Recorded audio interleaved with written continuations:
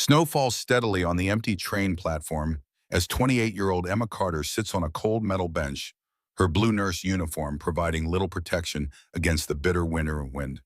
She has been waiting for over 2 hours for a train that has been delayed indefinitely due to the storm, and her thin jacket is no match for the freezing temperatures that seem to cut straight through to her bones. Emma clutches her small purse tightly against her chest, its meager contents representing all she has left in the world. Inside her coat pocket, she fingers a crumpled eviction notice, a stark reminder that she has nowhere to return to tonight. 3 months of unpaid rent had finally caught up with her, and now all her belongings sit in snow-covered boxes on the sidewalk outside her former apartment. Her phone died hours ago, leaving her isolated in the growing storm. The platform lights flicker ominously as Emma shivers, watching her breath form small clouds in the frigid air. She had just finished a grueling 16-hour shift at Metropolitan General Hospital, where her work as a pediatric nurse barely pays enough to cover her tiny studio apartment. Today had been particularly difficult. She'd saved a young boy from anaphylactic shock only to return home and discover the locks changed on her apartment door. Emma closes her eyes, trying to hold back tears of exhaustion and despair. Her mother's medical bills from her fatal asthma complication and Emma's own student loans had created a financial hole she could never seem to climb out of, despite working double shifts whenever possible. Now, as the snow accumulates on her shoulders, she wonders if anyone would even notice if she simply disappeared into the storm. The sound of expensive leather shoes crunching through snow breaks through her thoughts. Emma looks up to see a tall man in an elegant black cashmere coat walking toward her, holding the hand of a small girl bundled in a bright red winter coat and matching knitted hat. The man appears to be in his mid-30s with an air of confidence that speaks of success and authority, but there's something in his expression as he looks at Emma that suggests concern rather than judgment. The little girl beside him, no more than 7 years old, clutches a small teddy bear and watches Emma with curious, empathetic eyes.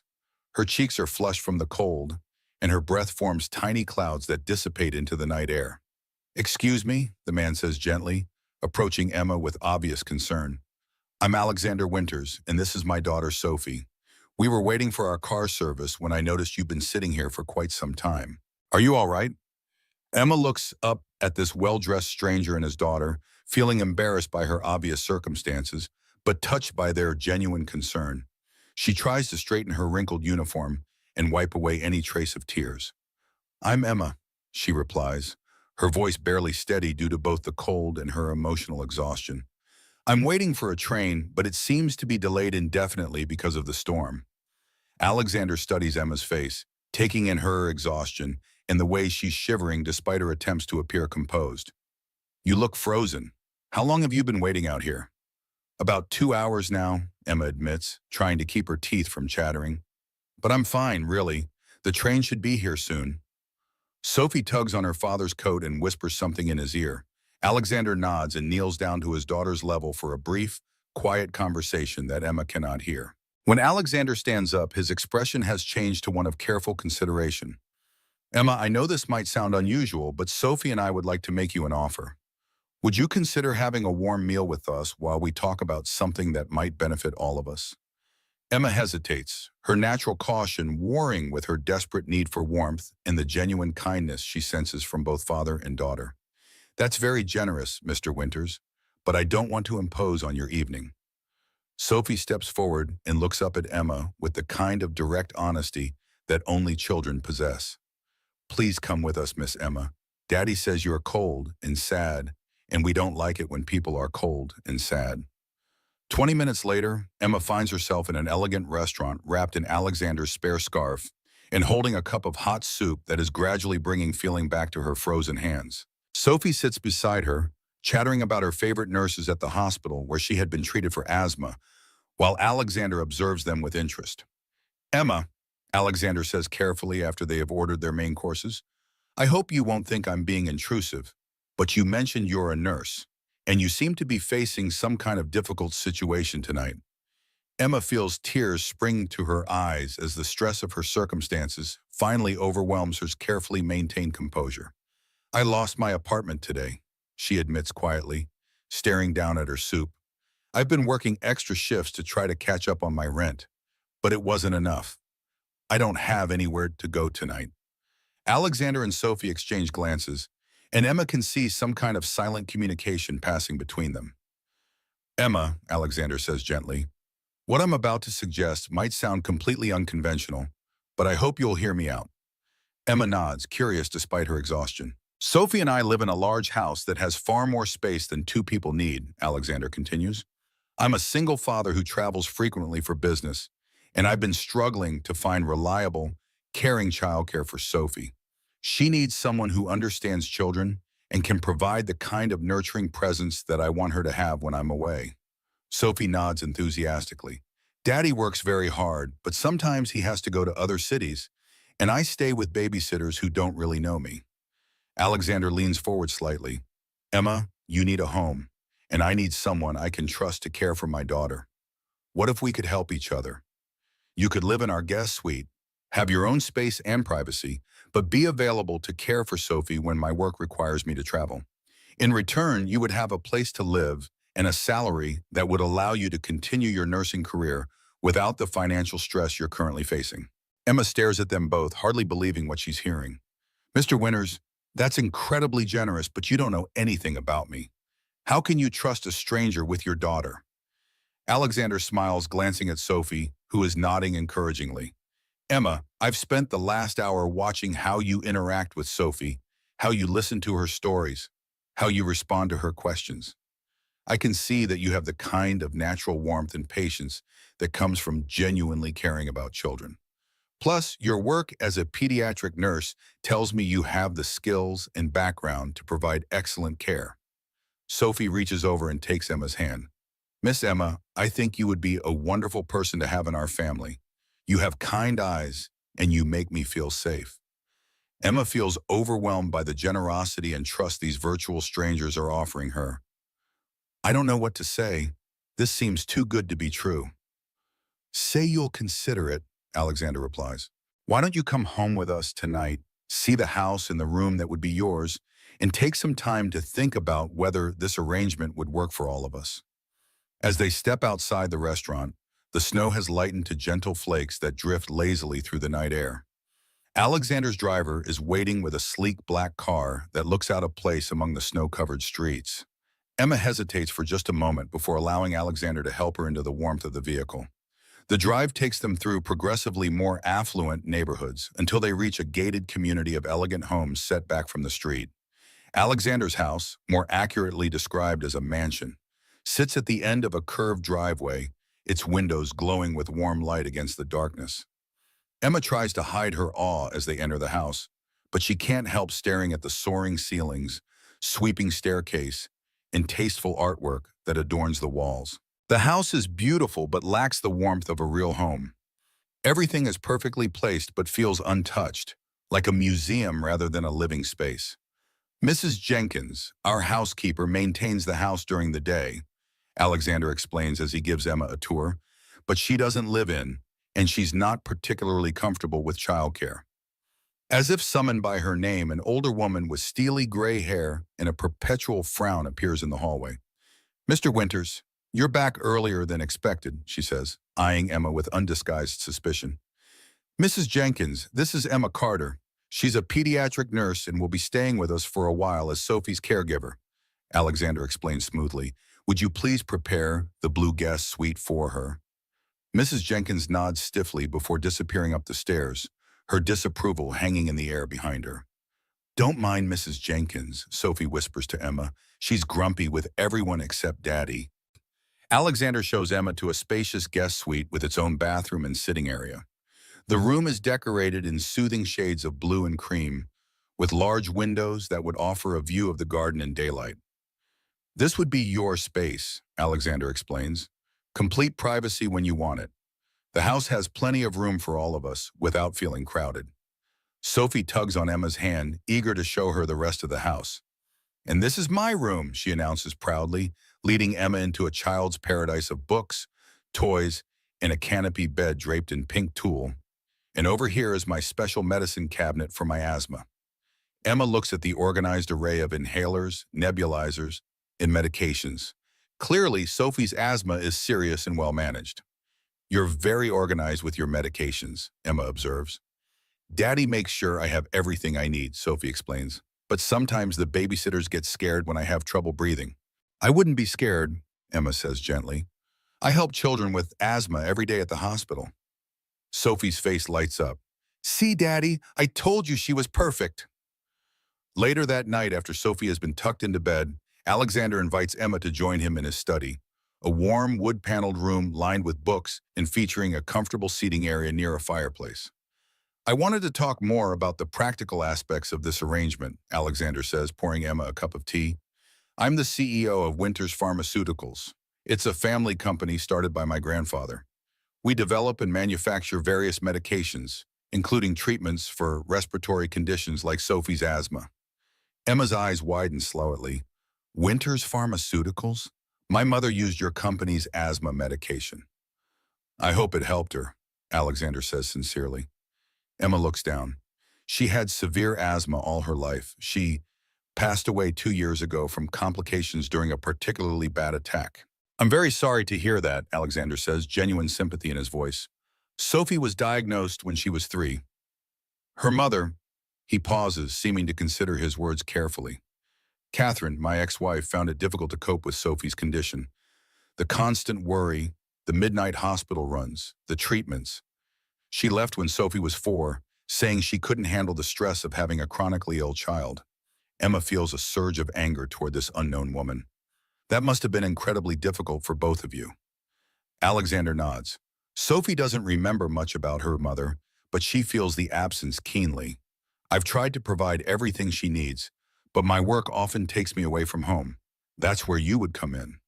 He outlines the arrangement in more detail, the salary, which is more than generous, the expectations regarding Sophie's care, the flexibility that would allow Emma to continue her nursing career on a part-time basis if she wishes. The most important thing is that Sophie feels safe and cared for, Alexander emphasizes. She took to you immediately, which rarely happens. She's usually quite shy with strangers. Emma considers the offer, which seems almost too perfect. A beautiful place to live, a salary that would allow her to pay off her debts, and work caring for a child she already feels drawn to. But doubt creeps in. Why would this wealthy, successful man trust a stranger he met at a train station? Mr. Winters. Alexander, please. Alexander, Emma corrects herself. I have to ask, why me? You could hire anyone with my qualifications or better. Why offer this to someone you just met? Alexander is quiet for a moment, considering his answer. Do you believe in fate, Emma? Or perhaps just fortunate timing? When Sophie saw you at the train station, she whispered to me, Daddy, that lady looks like she needs help, just like I needed help when I couldn't breathe. She has an intuition about people that I've learned to trust. He sets down his tea. The truth is, we've gone through 6 nannies in the past year. Most were qualified on paper but lacked the genuine warmth Sophie needs. Some were uncomfortable with her medical needs. Others were just doing a job. Sophie needs more than that, and frankly, so do I. Emma nods, understanding the challenge. And you think I could provide that? I saw how you interacted with her over dinner. You listened, really listened to her stories. You answered her questions about the hospital with patience and honesty. And most importantly, you made her feel valued. Alexander leans forward, his expression earnest. Those aren't skills you can teach or qualities you can fake. And Emma feels the weight of his trust, a trust she hasn't earned but desperately wants to be worthy of. I would need to give notice at the hospital, she says slowly, making her decision, and retrieve my belongings if they're still there. Alexander smiles, relief evident in his expression. We can take care of all that tomorrow. For tonight, I think we could all use some rest. As Emma prepares for bed in the luxurious guest suite, she can't help but marvel at how drastically her circumstances have changed in just a few hours. From homeless and desperate to having a roof over her head and a promising new position. It seems almost like a dream, and part of her fear is waking up back on that cold train platform. But as she slips between the soft sheets, Emma allows herself to hope for the first time in months. Perhaps this strange twist of fate is exactly what she needed.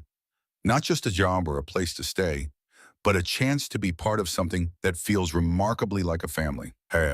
Down the hall, Sophie sleeps peacefully, her breathing even and untroubled for now. And in his study, Alexander looks at a photograph of Sophie as a toddler, before her mother left, wondering if he's made the right decision in bringing a stranger into their home. But something about Emma's genuine concern for Sophie and her straightforward manner gives him confidence that this unconventional arrangement might be exactly what his daughter needs, and perhaps what he needs as well. The next morning, Emma wakes to sunlight streaming through unfamiliar windows in the momentary disorientation of not knowing where she is. Reality quickly returns as she takes in the elegant blue guest suite and remembers the events of the previous night. She checks her phone, retrieved from her purse and now fully charged, and sees that it's just past 7 in the morning. After a quick shower in the luxurious ensuite bathroom, Emma puts on her nurse's uniform from yesterday, grimacing at its wrinkled state. She makes her way downstairs, following the smell of coffee and the sound of cheerful chatter. In the kitchen, she finds Sophie sitting at a large island counter, swinging her legs as she carefully arranges berries on top of her pancakes to form a smiley face.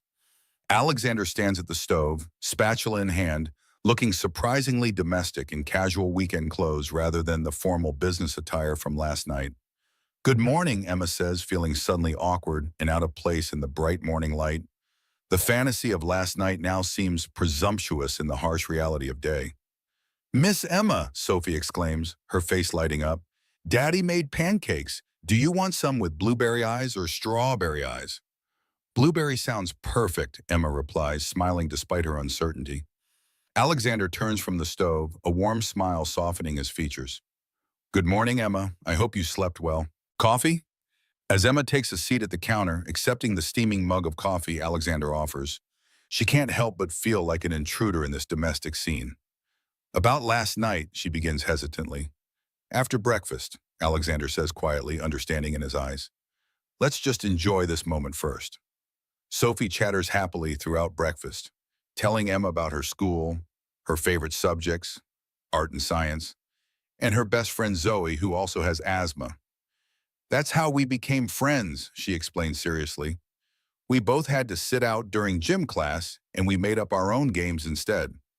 After breakfast, when Mrs. Jenkins arrives and takes Sophie to help feed the fish in the living room aquarium, Alexander invites Emma to join him in the garden. Despite the snow, the garden has a covered patio with heating elements that make it comfortable to sit and talk. "I want to be completely transparent with you," Alexander begins, his tone becoming more businesslike. "If you decide to accept my offer, there would be a formal employment contract, background checks, all standard procedures.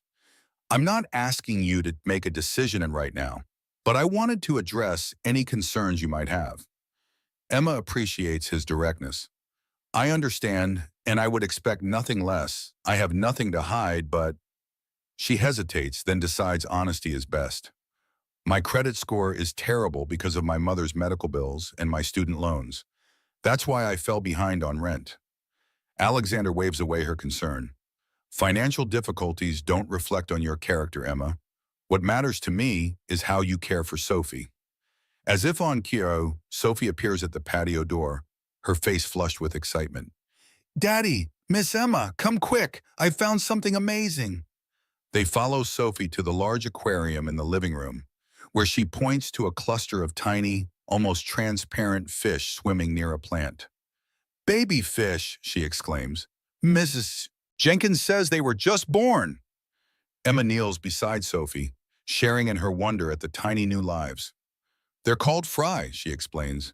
"Baby fish are called fry." "Like French fries?" Sophie giggles, delighted by this information. "Sort of," Emma laughs, "but these little ones won't taste good with ketchup." Sophie's peals of laughter fill the room, and Alexander watches the interaction with a thoughtful expression. The ease between Emma and Sophie is undeniable, a natural connection that can't be manufactured or forced. Later that morning, Alexander arranges for his driver to take Emma to her former apartment to retrieve her belongings. To her relief, most of her boxes remain on the sidewalk, though damp from the snow. The landlord appears, ready to argue, but backs down quickly when Alexander's driver mentions Mr. Winter's name and makes a call. Within an hour, Emma's meager possessions are loaded into the car. As they return to the Winters' home, Emma feels a strange mix of emotions, gratitude, hope, but also trepidation. Everything is happening so quickly, and part of her fears this opportunity is too good to be true. Back at the house, Alexander helps Emma settle into the blue suite, arranging for her clothing to be dry cleaned and her books to be placed on the empty shelves. Take the weekend to get acclimated, he suggests. I don't have any business trips planned for the next 2 weeks, so you'll have time to learn Sophie's routine without pressure. That afternoon, while Sophie naps, a daily necessity due to her asthma, Alexander gives Emma a more detailed tour of the house and grounds. The property is even more impressive in daylight. 3 acres of landscape gardens surrounding the 8,000 square foot house, complete with a pool, currently covered for winter, a small greenhouse, and a play area designed specifically for Sophie. This house has been in my family for 2 generations, Alexander explains as they walk through the garden. My father expanded it when he took over the company, but after he passed away 5 years ago, it became just Sophie and me, and it's far too big for 2 people. It's beautiful, Emma says sincerely, but it doesn't quite feel like a home, Alexander finishes for her. I know. Mrs. Jenkins keeps it perfectly maintained, but it lacks something essential. Sophie noticed it too. Last Christmas, she asked why our house doesn't feel warm and cozy like her friend Zoe's much smaller home. As they re-enter the house, Emma notices a door she hadn't seen before. What's down there? She asks. My home office, Alexander replies, opening the door to reveal a staircase leading to a lower level. Would you like to see? The basement has been converted into a state-of-the-art home office with multiple computer screens, conference capabilities, and walls lined with scientific journals and medical texts. This is where I work when I need to be home with Sophie, but still connected to the company, Alexander explains. Emma's attention is caught by a large whiteboard covered in chemical formulas and medical terminology. Is this a new drug you're developing? Alexander nods, a hint of excitement entering his voice. It's a next-generation asthma medication, one that could prevent attacks rather than just treat them. It's been my personal project for the past 3 years. Because of Sophie, Emma says, understanding immediately. Yes, Alexander confirms. After her diagnosis, I redirected a significant portion of our R&D budget to respiratory research. The current treatments are effective but have limitations and side effects. This new approach could change lives. Emma studies the whiteboard with genuine interest. Her nursing background gives her enough knowledge to grasp the basics of what Alexander is trying to achieve. This is impressive work, she says sincerely. My mother would have benefited tremendously from something like this. A shadow crosses Alexander's face. The development process is frustratingly slow, and lately we've faced pressure from investors to cut costs and rush the testing phase. I've been pushing back, but it's been challenging. Before Emma can respond, they hear Sophie calling from upstairs. Daddy, Miss Emma, where are you? Down here, sweetheart, Alexander calls back. We're coming up now. As they climb the stairs, he adds quietly to Emma, let's not mention the medication to Sophie. She knows I'm working on something to help people with asthma, but I don't want to give her false hope until we're further along. Emma nods her understanding as they emerge to find Sophie waiting for them, her favorite teddy bear clutched in one arm and an inhaler in her other hand. I woke up and couldn't find you, she says, a hint of anxiety in her voice. I'm sorry, sweetheart, Alexander says, kneeling to her level. We should have left you a note. Did you need your inhaler? Are you feeling okay? Sophie nods, taking a puff from her inhaler as a precaution. I'm okay, I just got scared when I couldn't find anyone. Emma kneels beside Alexander, bringing herself to Sophie's eye level. That must have been frightening, she says gently. In the future, I promise we'll always let you know where we are. Sophie's expression brightens. Does that mean you're staying, Miss Emma? Emma glances at Alexander, who gives her an encouraging smile but remains silent, clearly leaving the decision to her. Yes, Sophie, Emma says, making her decision in that moment. I'd like to stay and take care of you if that's okay with you. Sophie throws her arms around Emma's neck in a spontaneous hug. It's more than okay. It's perfect. Over Sophie's shoulder, Emma's eyes meet Alexander's, and the gratitude and relief she sees there confirm that she's made the right choice. For the first time in years, Emma feels like she's exactly where she's supposed to be. Not just needed, but wanted. That evening, as Alexander prepares to put Sophie to bed, the little girl insists that Emma join them for story time. Miss Emma does the best voices, Sophie declares, though Emma has yet to read her a single story. I just know she does. Alexander hands Emma the book, a well-worn copy of The Secret Garden, with an amused smile. No pressure, he whispers.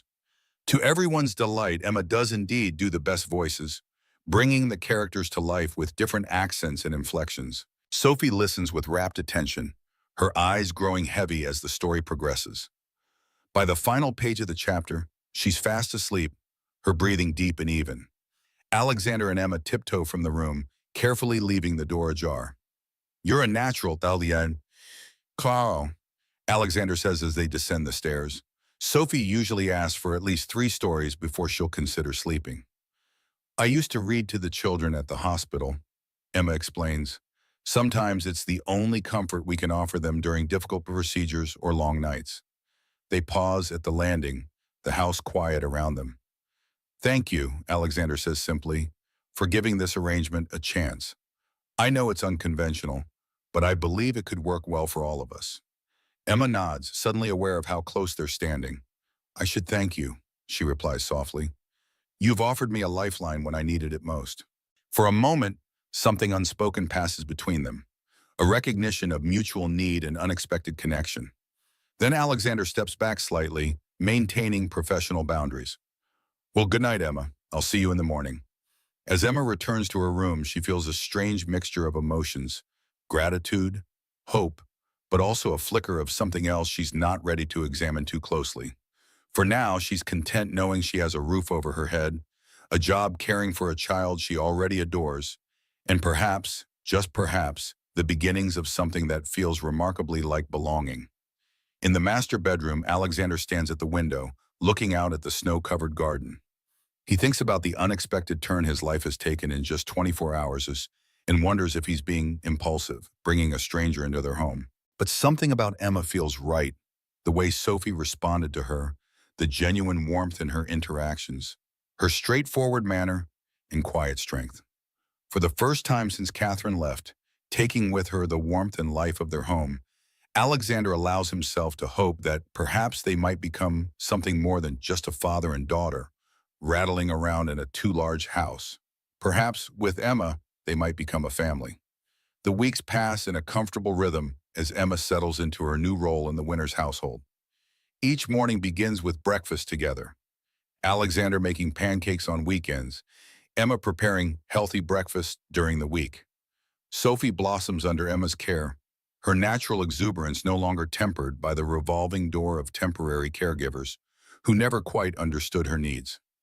1 month after Emma's arrival, on a crisp Saturday morning in February, the peaceful routine is interrupted by an unexpected development. Sophie wakes up wheezing slightly, her breathing labored but not yet critical.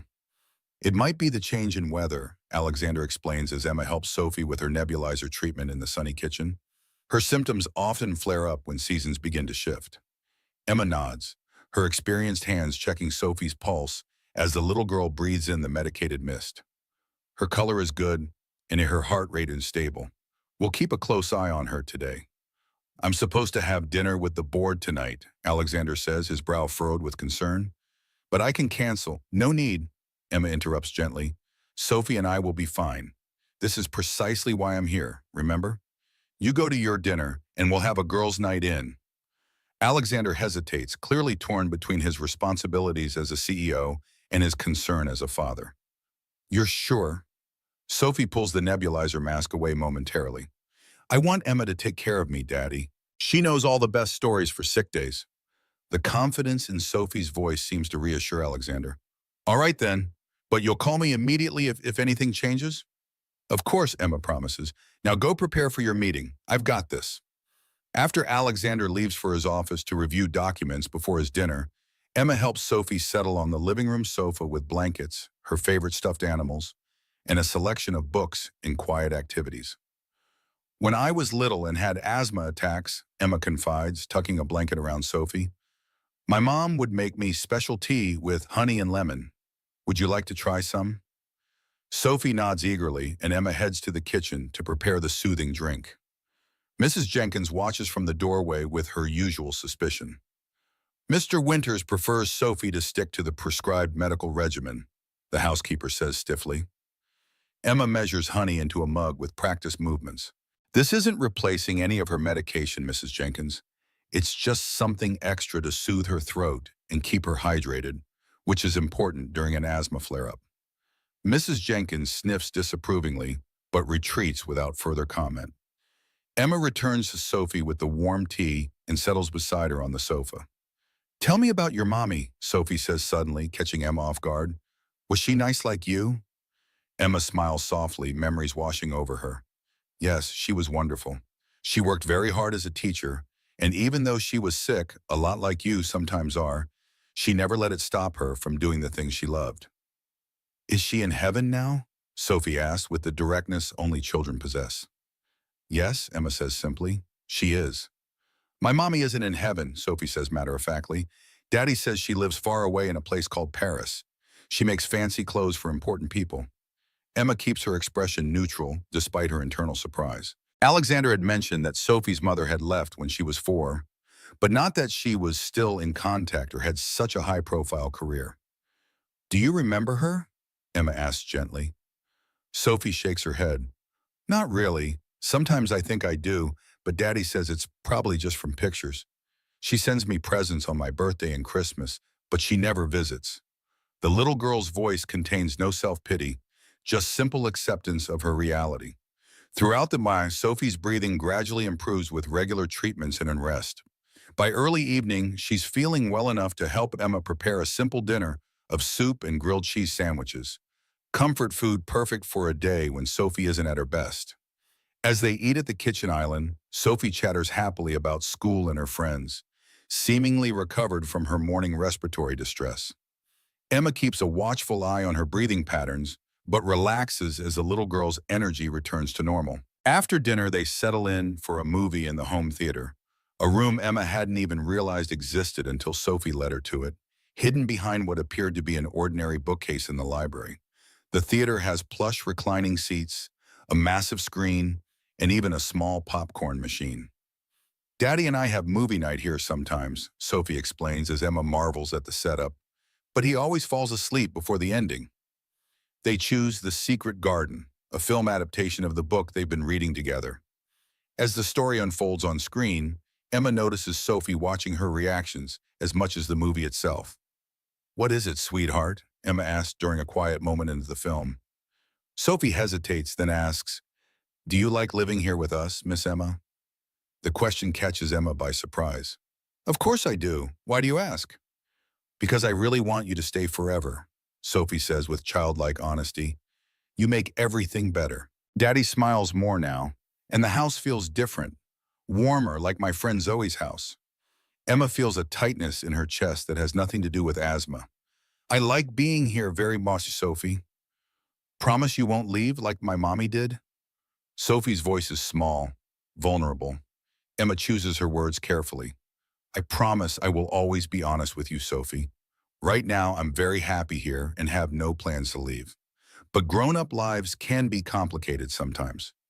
What I can promise is that no matter what happens, I'll always care about you and make sure you know that. Sophie seems to consider this thoughtfully before nodding. That's a good promise. Daddy says promises you can keep are better than big promises you might break. They return their attention to the movie, but Emma's mind is now occupied with the weight of Sophie's trust and the complicated feelings beginning to develop toward both the little girl and her father. Later that night, after Sophie has been tucked in and has fallen asleep, Emma curls up in the window seat of the blue guest suite with a cup of tea, watching the moonlight reflect off the snow-covered garden.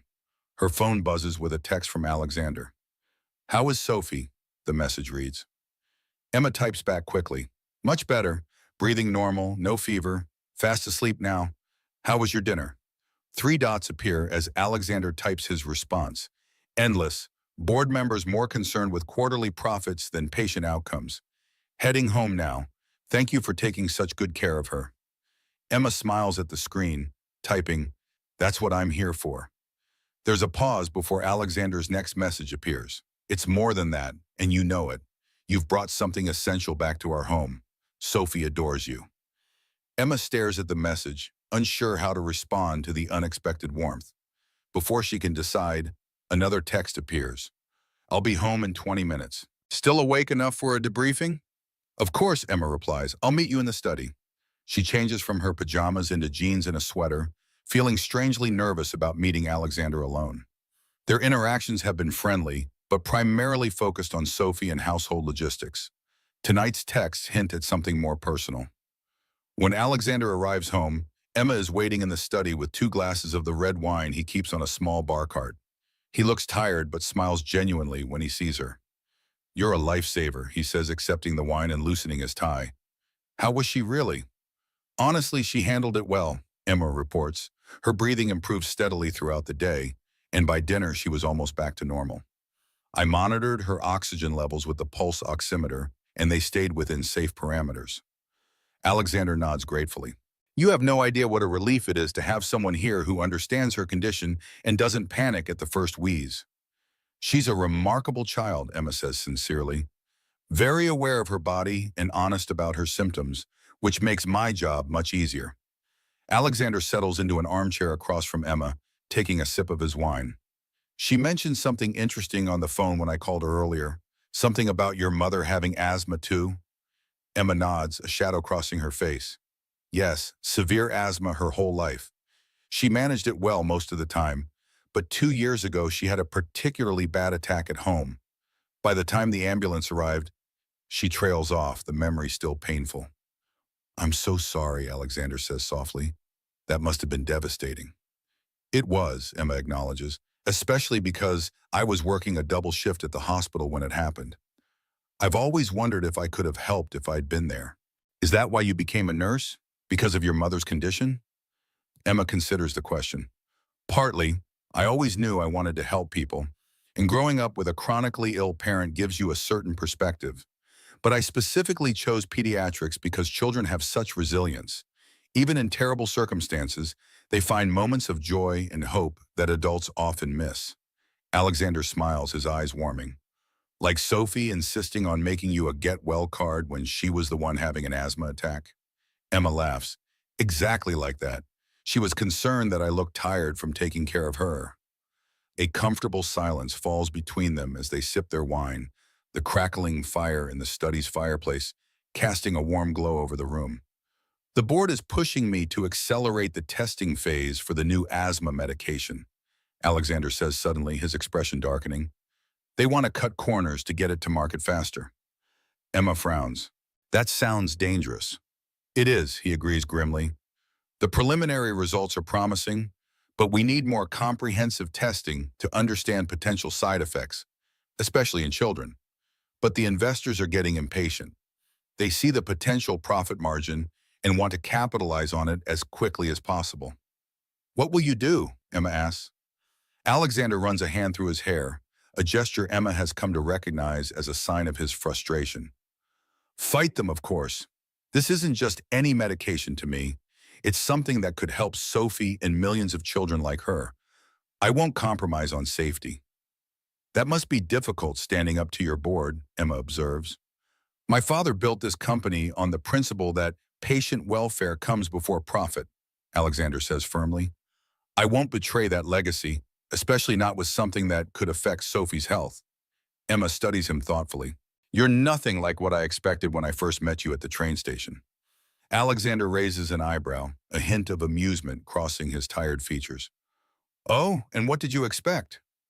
I don't know, Emma admits with a small smile. Someone more corporate, I suppose. Less invested in the actual impact of your work. Disappointed? He teases. Quite the opposite, Emma replies honestly. It's refreshing to meet someone in your position who hasn't lost sight of what really matters. Their eyes meet across the space between them, and for a moment Emma feels a connection that goes beyond their professional arrangement. Alexander seems to feel it too, his expression softening as he holds her gaze. The moment is broken by the chiming of Alexander's phone. He glances down at it with a frown. Eleanor, my mother, she's the chairwoman of the board and apparently needs to discuss tomorrow's emergency meeting immediately. He looks up apologetically. I should take this. Emma nods, standing to leave. Of course, I'll check on Sophie once more before I turn in. As she reaches the door, Alexander calls after her softly. Emma? She turns back. Yes? Thank you, not just for today, but for everything you've brought to this house in the short time you have been here. Sophie isn't the only one who's grateful you came into our lives. Emma feels warmth spread through her chest. Good night, Alexander. Good night, Emma.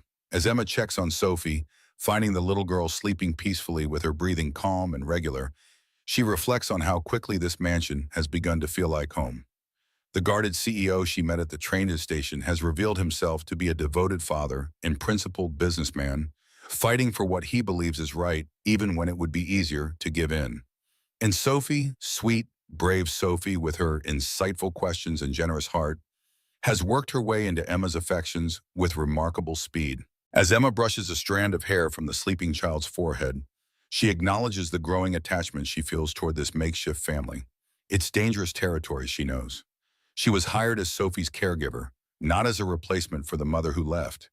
And yet, as she returns to her room and prepares for bed, Emma can't help wondering if fate brought her to that train platform for a reason greater than either she or Alexander initially realized. The next morning, Emma wakes to the sound of raised voices coming from Alexander's study. She quickly dresses and heads downstairs, concerned that the argument might wake Sophie. In the hallway outside the study, Mrs. Jenkins stands with a disapproving expression, a breakfast tray in her hands. Mr. Winters is in a meeting, she says stiffly. He asked not to be disturbed. Is Sophie still sleeping? Emma asks. Yes, but before Mrs. and Jenkins can finish, the study door flies open, and a regal-looking older woman storms out. She has Alexander's striking blue eyes and carries herself with unmistakable authority despite her diminutive stature. She stops short at the sight of Emma. You must be the train station nurse, she says, her tone making the words sound vaguely insulting.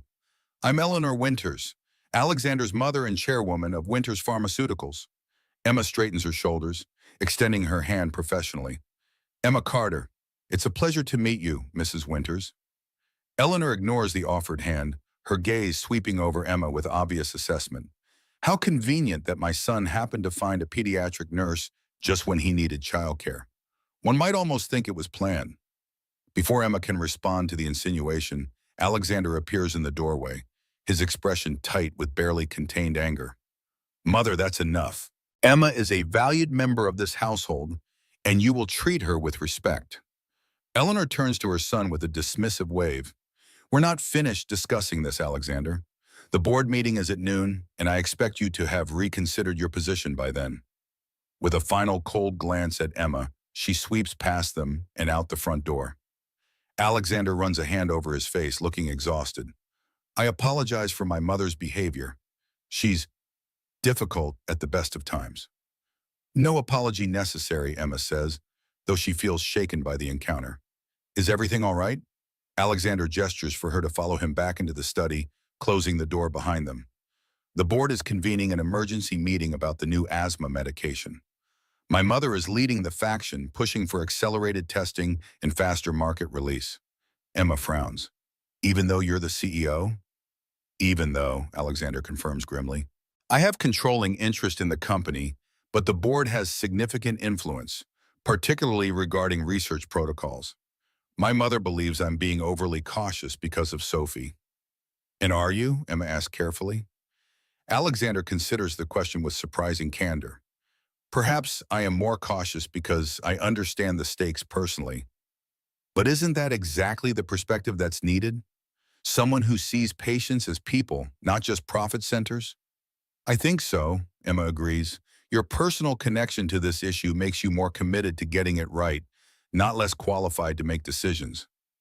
Alexander studies her for a moment, seeming to draw strength from her confidence in him. The meeting's at noon. I should prepare my counter-arguments. Would you like me to bring you some breakfast first? Mrs. Jenkins had a tray ready. Thank you, but I'm not hungry, Alexander replies, already turning to his desk where papers are spread out in organized chaos. Could you check on Sophie? She should continue her preventative treatments today, even though she's feeling better. Of course, Emma says, recognizing his shift back to business mode. I'll keep her occupied so you can work. As Emma turns to leave, Alexander calls after her. Emma? She pauses at the door. Yes? Would you be willing to come to the company with me tomorrow? I'd like you to meet the research team and perhaps offer some insights from your clinical experience with asthma patients. Emma blinks in surprise. Me? But I'm just a nurse, not a researcher. You're a healthcare professional with valuable frontline experience, Alexander corrects her. And sometimes that perspective is exactly what laboratory scientists need to hear. Emma feels a flush of pride at his confidence in her professional opinion. I'd be honored. But what about Sophie? Mrs. Jenkins can watch her for a few hours, Alexander says. Sophie's feeling better, and it would be good for her to see that you and I can work together professionally as well. Emma nods, a small smile forming. All right then, tomorrow it is. As she heads upstairs to check on Sophie, Emma reflects on this new development. Alexander values her not just as Sophie's caregiver, but as a healthcare professional with knowledge worth sharing. It's a level of respect she hadn't expected, especially from someone in his position. She finds Sophie awake and in good spirits, eager to show Emma the science project she's working on for school, a model of the respiratory system made from recyclable materials. Together, they spend the morning working on the project, with Emma explaining in child-friendly terms how lungs work and why Sophie sometimes has trouble breathing. So my asthma means the tubes that carry air get too tight? Sophie asks, carefully gluing a blue straw to represent a bronchial tube. That's exactly right, Emma confirms. And the medicine you take helps those tubes relax and open up so air can flow more easily. Sophie considers this information thoughtfully. Is that what Daddy is making in his laboratory? Medicine to help the tubes stay open? Emma hesitates, remembering Alexander's request not to discuss the new medication with Sophie. Your daddy is working on many important medicines to help people breathe better, she says carefully. He's very dedicated to helping people like you. Sophie nods sagely. That's why he argues with Grandma Eleanor. She wants the medicine to make lots of money, but Daddy wants it to make people better. Out of the mouths of babes, Emma thinks, impressed by Sophie's perceptiveness. Your daddy is a good man who cares about doing the right thing. That's why you like him, isn't it? Sophie asks innocently, her focus on attaching cotton balls to represent air sacs in the lungs. Emma feels heat rise to her cheeks. I respect your father very much, she says, trying to maintain professional boundaries despite Sophie's uncanny ability to see through them. Daddy likes you too, Sophie continues matter-of-factly. He smiles more now, and his eyes get all crinkly when he looks at you, like they used to in the pictures with Mommy. Emma busies herself with the project, unsure how to respond to Sophie's observations. The little girl, thankfully, moves on to questions about how oxygen travels in the bloodstream, allowing Emma to steer the conversation back to safer territory. Around noon, Alexander emerges from his study dressed in a formal suit for his board meeting. He stops by Sophie's room to say goodbye, his face lighting up at the sight of their project. Look at this masterpiece, he exclaims, examining the model with genuine interest. You've done an excellent job explaining the respiratory system, Sophie. Emma helped me, Sophie says proudly. She knows everything about lungs and breathing. Alexander's eyes meet Emma's over Sophie's head, warm with appreciation. Yes, she does. That's one of the many reasons we're lucky to have her. The moment is interrupted by the sound of Alexander's phone ringing. He checks it with a grimace. The car is waiting. I have to go face the firing squad. Good luck, Emma says sincerely. Stand your ground. Alexander nods gratefully before kneeling to kiss Sophie's forehead. Be good for Emma, sweetheart. I'll be back for dinner. After he leaves, Emma and Sophie complete the science project and spend the afternoon baking cookies, an activity that delights Sophie and fills the usually pristine kitchen with a homey warmth. Mrs. Jenkins hovers nearby, clearly disapproving of the mess, but unwilling to interfere directly with Emma's activities with Sophie. As they're cleaning up, the doorbell rings. Mrs. Jenkins goes to answer it and returns moments later, her expression even more pinched than usual. There's a Ms. Victoria Sloan here to see Mr. Winters, she announces. I informed her that he's at a meeting, but she insists on waiting for him. Before Emma can respond, a striking woman in her early 30s appears behind Mrs. Jenkins. She's elegantly dressed in a designer suit that emphasizes her slender figure, with perfectly styled blonde hair and flawless makeup. You must be the new nanny, she says to Emma, her smile not quite reaching her eyes. I'm Victoria Sloan. My father is Richard Sloan, Alexander's business partner and chief investor. Emma wipes her hands on a kitchen towel, conscious of the flour smudged on her cheek. Emma Carter, I'm Sophie's caregiver. Victoria's gaze shifts to Sophie, who is watching the exchange with undisguised curiosity. Hello, Sophie. You've grown since I last saw you. Are you feeling better? Your grandmother mentioned you were ill yesterday. I'm much better now, Sophie replies politely but without warmth. Emma took care of me. Victoria turns back to Emma, her assessment barely concealed. How fortunate that Alexander found someone with medical training. Sophie's health has always been such a concern for all of us who care about her. The emphasis on all of us who care about her feels deliberately exclusionary, as if to establish that Victoria belongs to Sophie's inner circle, while Emma remains an outsider. Emma maintains her professional demeanor despite the implied challenge. Sophie is a wonderful child. Taking care of her is a privilege. Victoria smiles thinly. Well, I won't interrupt your baking. I'll wait for Alexander in the living room. We have important business matters to discuss when he returns. After Victoria leaves the kitchen, Sophie whispers loudly, I don't like her. She always wears too much perfume and talks to me like I'm a baby. Emma gently shushes Sophie, though she privately agrees with the assessment. It's not polite to say things like that about guests, sweetheart. Now let's finish cleaning up, and then you can show me your favorite board game. They spend the next hour playing Candyland at the dining room table, carefully avoiding the living room where Victoria has made herself at home. Emma can't help wondering about the woman's relationship with Alexander. Is she just a business associate or something more? The proprietary way she moved through the house suggested familiarity beyond professional connections. When Alexander finally returns home around 5 o'clock, his expression is grim but determined. Emma and Sophie hear his arrival, and Victoria's immediate interception in the foyer. Alexander, darling, I've been waiting for hours.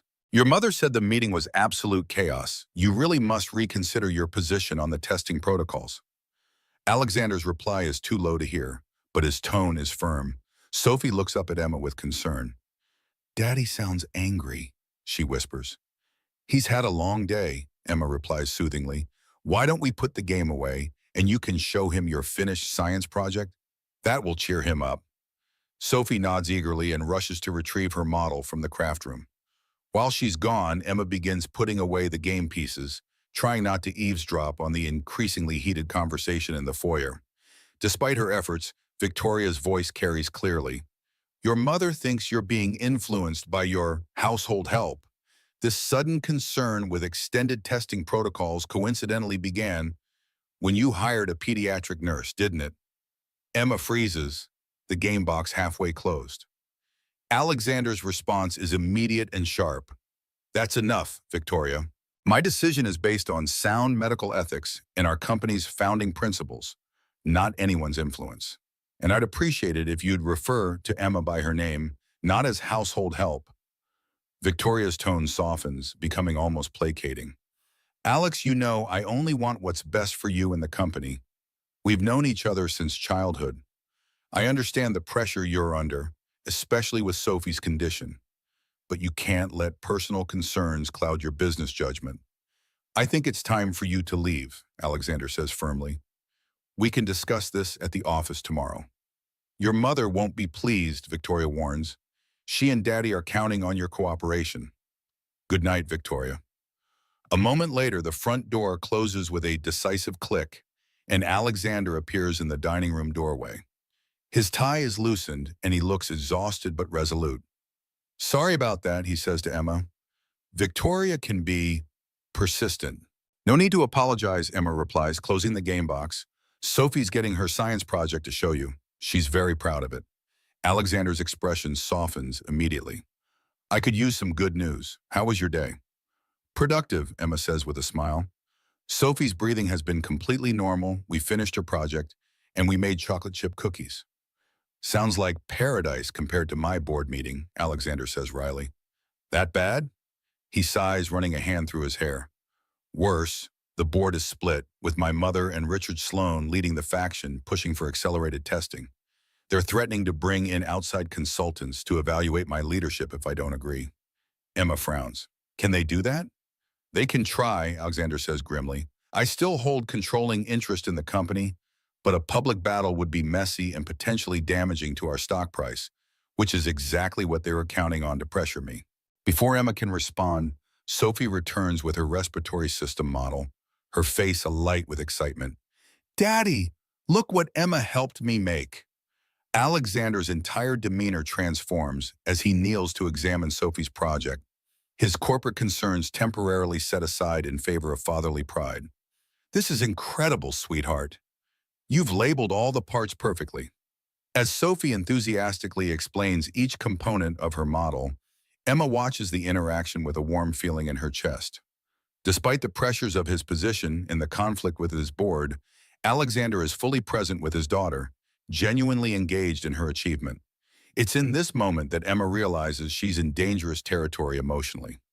The professional boundaries she's tried to maintain and are blurring as she finds herself increasingly drawn to this family, not just as an employee, but as someone who cares deeply about both Sophie and Alexander. Later that evening, after Sophie has been tucked into bed, Emma finds Alexander in the kitchen, staring absently into a cup of coffee that has likely gone cold. She hesitates in the doorway, unsure whether to disturb his thoughts. He looks up, seeming unsurprised by her presence. Sophie asleep? Emma nods, entering the kitchen. Out like a light, the excitement of finishing her project and all that cookie baking wore her out. Alexander gestures to the seat across from him. Join me? I could use a friendly face after today's battles. Emma sits, noting the tension in his shoulders and the fatigue around his eyes. Would you like to talk about it? Not particularly, he admits with a rueful smile. But I probably should, especially since I've asked you to come to the lab tomorrow. He pushes his cold coffee aside. The board meeting was essentially a showdown over the testing protocols for our new asthma medication. My mother and Richard Sloan want to fast-track the approval process to capitalize on market demand. And you don't agree, Emma prompts. The preliminary results are promising, Alexander explains, but we've seen some concerning side effects in a small percentage of test subjects. Nothing life-threatening, but significant enough that I believe we need more comprehensive testing, especially before considering pediatric applications, which would delay the release and affect short-term profits, Emma concludes. Exactly. Wall Street doesn't reward caution, and our investors are impatient. Alexander sighs. My father would never have compromised on safety, and I won't either. Not when children like Sophie could be affected. Emma studies him thoughtfully. It can't be easy standing up to your mother and the board. Alexander's laugh is without humor. Eleanor Winters is a formidable opponent in the boardroom. She built this company alongside my father, but since his death, she's become increasingly focused on growth and market share rather than the ethical foundations he established. And Victoria? Emma asks, trying to keep her tone neutral. Where does she fit into all this? Alexander gives her a knowing look. Victoria Sloan is the daughter of our chief investor and my mother's goddaughter. We grew up together and both our families have always assumed we would eventually marry and unite the two sides of the business. I see, Emma says, ignoring the unexpected twinge of disappointment. An arranged marriage of corporate convenience. Something like that, Alexander agrees, though I've never encouraged those expectations. Victoria is brilliant and ambitious, but we want very different things. She and my mother share a vision for the company that I don't subscribe to. Emma hesitates, then asks the question that's been bothering her since her encounter with Victoria. Does she spend much time here? She seemed quite at home. She visits occasionally, usually when my mother sends her to persuade me on some business matter, Alexander explains. My mother believes Victoria can influence me where others can't. His expression softens into a genuine smile. She hasn't yet realized that Sophie is a much better judge of character than I am, and Sophie made her opinion of Victoria quite clear years ago. Emma can't help smiling at this. Sophie does have strong opinions. Indeed she does, including her opinion of you, which has been overwhelmingly positive from the start. Alexander's gaze is warm as it meets Emma's. She told me yesterday that you make our house feel like a home. Emma feels a heat rise to her cheeks. She's a special child. It's easy to care about her. And is it just Sophie you care about? Alexander asked quietly, his question hanging in the space between them. The moment is charged with unspoken possibilities. Emma opens her mouth to respond, but before she can form words, Alexander's phone rings loudly. breaking the tension. He checks the screen with a frown. It's the lab. I should take this. As Alexander steps away to take the call, Emma remains at the kitchen island, her heart beating faster than normal. What was she about to say? And more importantly, what would Alexander's response have been? The question lingers unanswered as Alexander returns, his expression now focused and professional. There's been a development with the test results. I need to go into the lab tonight. He glances at his watch. It's late. I'm sorry to cut our conversation short. Of course, Emma says, standing up. Sophie will be fine. Go do what you need to do. Alexander hesitates at the doorway. About tomorrow, I'd still like you to come to the lab if you're willing. Your perspective could be valuable, especially now. I'll be there, Emma promises. Alexander nods gratefully. Thank you, Emma, for everything. With that, he's gone, leaving Emma alone in the kitchen with her thoughts. As she prepares for bed that night, Emma reflects on the rapidly evolving dynamics in the Winters household. What began as a straightforward employment arrangement has become increasingly complex, with corporate politics, family expectations, and growing personal attachments complicating the situation. Tomorrow's visit to the laboratory will take her even deeper into Alexander's world, beyond the domestic sphere where her role is clearly defined. It's a professional opportunity she hadn't anticipated but welcomes, a chance to contribute meaningfully to work that could help patients like Sophie and her own mother. Yet as Emma drifts off to sleep, it's not the professional opportunity that occupies her thoughts, but Alexander's unanswered question. And is it just Sophie you care about? The truth, which she barely admits even to herself, is that she's beginning to care deeply for both Sophie and her father, a realization as thrilling as it is terrifying. The next morning dawns with a crystalline winter clarity, sunlight sparkling off fresh snow from an overnight dusting. Emma wakes early, nervous about her impending visit to Winters Pharmaceuticals. She dresses with extra care, selecting a professional outfit that strikes a balance between her role as Sophie's caregiver and the healthcare professional Alexander has asked to consult. Sophie is disappointed to learn that Emma won't be with her all day, but perks up when Emma promises to help with her homework that evening. Mrs. Jenkins, though clearly displeased with the arrangement, agrees to watch Sophie with her usual air of grudging duty. Alexander appears in the kitchen as Emma is finishing breakfast, looking tired but energized. Ready for your tour of the dark side of pharmaceutical research? He asks with a wry smile. Is it really that ominous? Emma replies, gathering her purse and coat. Only if you're allergic to bureaucracy and clipboards, Alexander says, holding the door for her. Though today might be more exciting than usual, given yesterday's developments. In the car, Alexander explains that the laboratory has found unexpected data in the latest round of testing, results that could either validate his concerns about rushing the drug to market or potentially offer a breakthrough that would make the medication safer than anticipated. Either way, he concludes as they pull up to an imposing glass and steel building bearing the Winters Pharmaceuticals logo. Your clinical perspective will be valuable. These researchers are brilliant scientists, but few of them have ever watched a child struggle through an asthma attack. The security process is thorough, retinal scans, ID badges, and visitor protocols that remind Emma this is no ordinary workplace. Alexander is greeted with deference by everyone they pass, though Emma notices some curious glances directed her way. Not your usual guest? She asks quietly as they enter an elevator. Alexander's lips quirk into a half-smile. Let's just say I don't typically bring Sophie's caregivers to high-level research meetings. The research facility occupies 3 floors of the building, with state-of-the-art laboratories, testing facilities, and conference rooms. Alexander leads Emma through a series of increasingly secure areas until they reach a large laboratory where several white-coated scientists are gathered around computer displays. Dr. Chen, Alexander calls to a petite woman with silver-streaked black hair. This is Emma Carter, the pediatric nurse I mentioned. Dr. Chen turns, her intelligent eyes assessing Emma quickly behind stylish glasses. Ms. Carter, a pleasure. Alexander says you have extensive experience with pediatric asthma cases. 7 years in the pediatric ICU at Metropolitan General, Emma confirms, including emergency interventions for severe asthma attacks. Dr. Chen nods approvingly. Excellent. We could use your practical insights on these latest results. She turns to Alexander. Your mother and Mr. Sloan have already arrived. They're waiting in the conference room. Alexander's expression tightens almost imperceptibly. I wasn't expecting them until the formal presentation this afternoon. Ms. Sloan indicated it was at your request, Dr. Chen says, looking confused. Did she now? Alexander murmurs, his tone making it clear this was Victoria's invention. Well, we shouldn't keep them waiting. Emma, would you like to see the laboratory first, or shall we head straight to the lion's den? The laboratory, please, Emma says decisively. I'd like to understand what I'm walking into.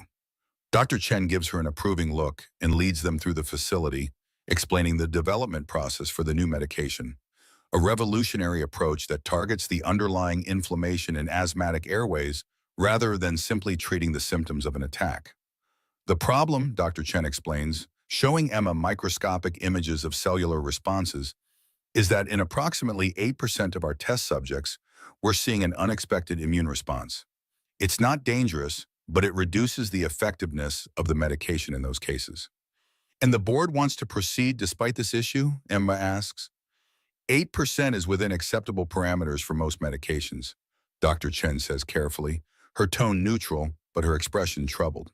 But for a medication targeting children with severe asthma, even a small percentage represents children who won't be helped, Emma finishes for her. Children who might be given false hope by a medication that won't work for them. Precisely, Alexander agrees. And without further testing, we won't know how to identify which patients might fall into that 8% ahead of time. Darchen leads them to a final station where a younger scientist is monitoring a complex sequence of tests. This is where we had the breakthrough yesterday, she explains. Dr. Kim has identified a potential biomarker that might allow us to predict which patients would experience the reduced effectiveness. Dr. Kim, a serious young man with intense focus, walks them through his findings, complex scientific data that stretches the limits of Emma's medical knowledge. But the implications are clear. With further research, they might develop a companion diagnostic test that would identify patients for whom the medication would be less effective. This would address my primary concern, Alexander says thoughtfully. If we can reliably identify the 8% before treatment, doctors could recommend alternative therapies immediately rather than waiting for treatment failure. But it would delay the release by at least 18 months, Dr. Chen points out. The board will not be pleased. The board's pleasure is not my primary concern, Alexander replies evenly. Patient outcomes are. Armed with this new understanding, they make their way to the conference room where Eleanor Winters, Richard Sloan, and Victoria are waiting. The tension in the room is palpable as they enter. Eleanor rises from her seat at the head of the table, a position that should rightfully belong to Alexander as CEO. How kind of you to finally join us, she says, her tone frosty. And you've brought Miss Carter. How unconventional. Ms. Carter is here at my request as a healthcare professional with direct experience treating pediatric asthma patients, Alexander says firmly, taking his place at the opposite end of the table. Her insights will be valuable to our discussion. Richard Sloan, a distinguished-looking man in his 60s, regards Emma with barely disguised skepticism. While we appreciate your hands-on experience, Ms. Carter, this is a discussion about complex pharmaceutical development and market strategies. Emma meets his gaze steadily. And those pharmaceuticals will eventually be administered by nurses like me to children like those I treat every day. Perhaps that perspective has value in your discussions. Victoria smirks slightly. How dedicated of you to take time away from your childcare duties to join us. Before Emma can respond, Alexander interjects smoothly. Dr. Chen, would you please bring everyone up to speed on Dr. Kim's discovery? The next hour is a tense back and forth as Dr. Chen presents the new findings. Eleanor and Richard repeatedly emphasize market opportunities and competitive advantages, while Alexander focuses on patient outcomes and ethical considerations. Victoria occasionally interjects with pointed questions that seem designed to undermine Dr. Chen's presentation. When Dr. Chen finishes, Richard Sloan leans forward, steepling his fingers. While Dr. Kim's discovery is certainly interesting, it doesn't change the fundamental calculus. Even with the current formulation, 92% of patients would receive benefit. That's an exceptional success rate in pharmaceutical terms. For a headache medication, perhaps, Alexander counters, But we're talking about a life-threatening condition primarily affecting children. Are you comfortable telling parents there's an 8% chance this expensive medication won't help their child? But we won't know until they try it? The market will not wait 18 months for perfection, Alexander, Eleanor says sternly. While you delay, our competitors advance. Millerson Pharmaceuticals is only 6 months behind us in development. So this is about beating Millerson to market, Alexander asks, his voice dangerously quiet. Not about developing the best possible treatment for patients like Sophie? Eleanor's expression hardens. Don't you dare question my concern for my granddaughter. Everything I've done has been to secure this company's future. Sophie's inheritance. What good is an inheritance built on compromised principles, Alexander challenges. Father would never have rushed a medication to market knowing we could make it better. Your father isn't here, Eleanor snaps, and his idealism nearly bankrupted us twice. I had to make the hard decisions. He couldn't. The room falls silent at this revelation. Alexander looks genuinely shocked, as if hearing something previously unknown to him. Emma glances between mother and son, sensing decades of conflict distilled into this moment. She remains silent, aware that she's witnessing a family dispute as much as a business disagreement. Richard Sloan clears his throat, breaking the tense silence. Perhaps we might find a compromise.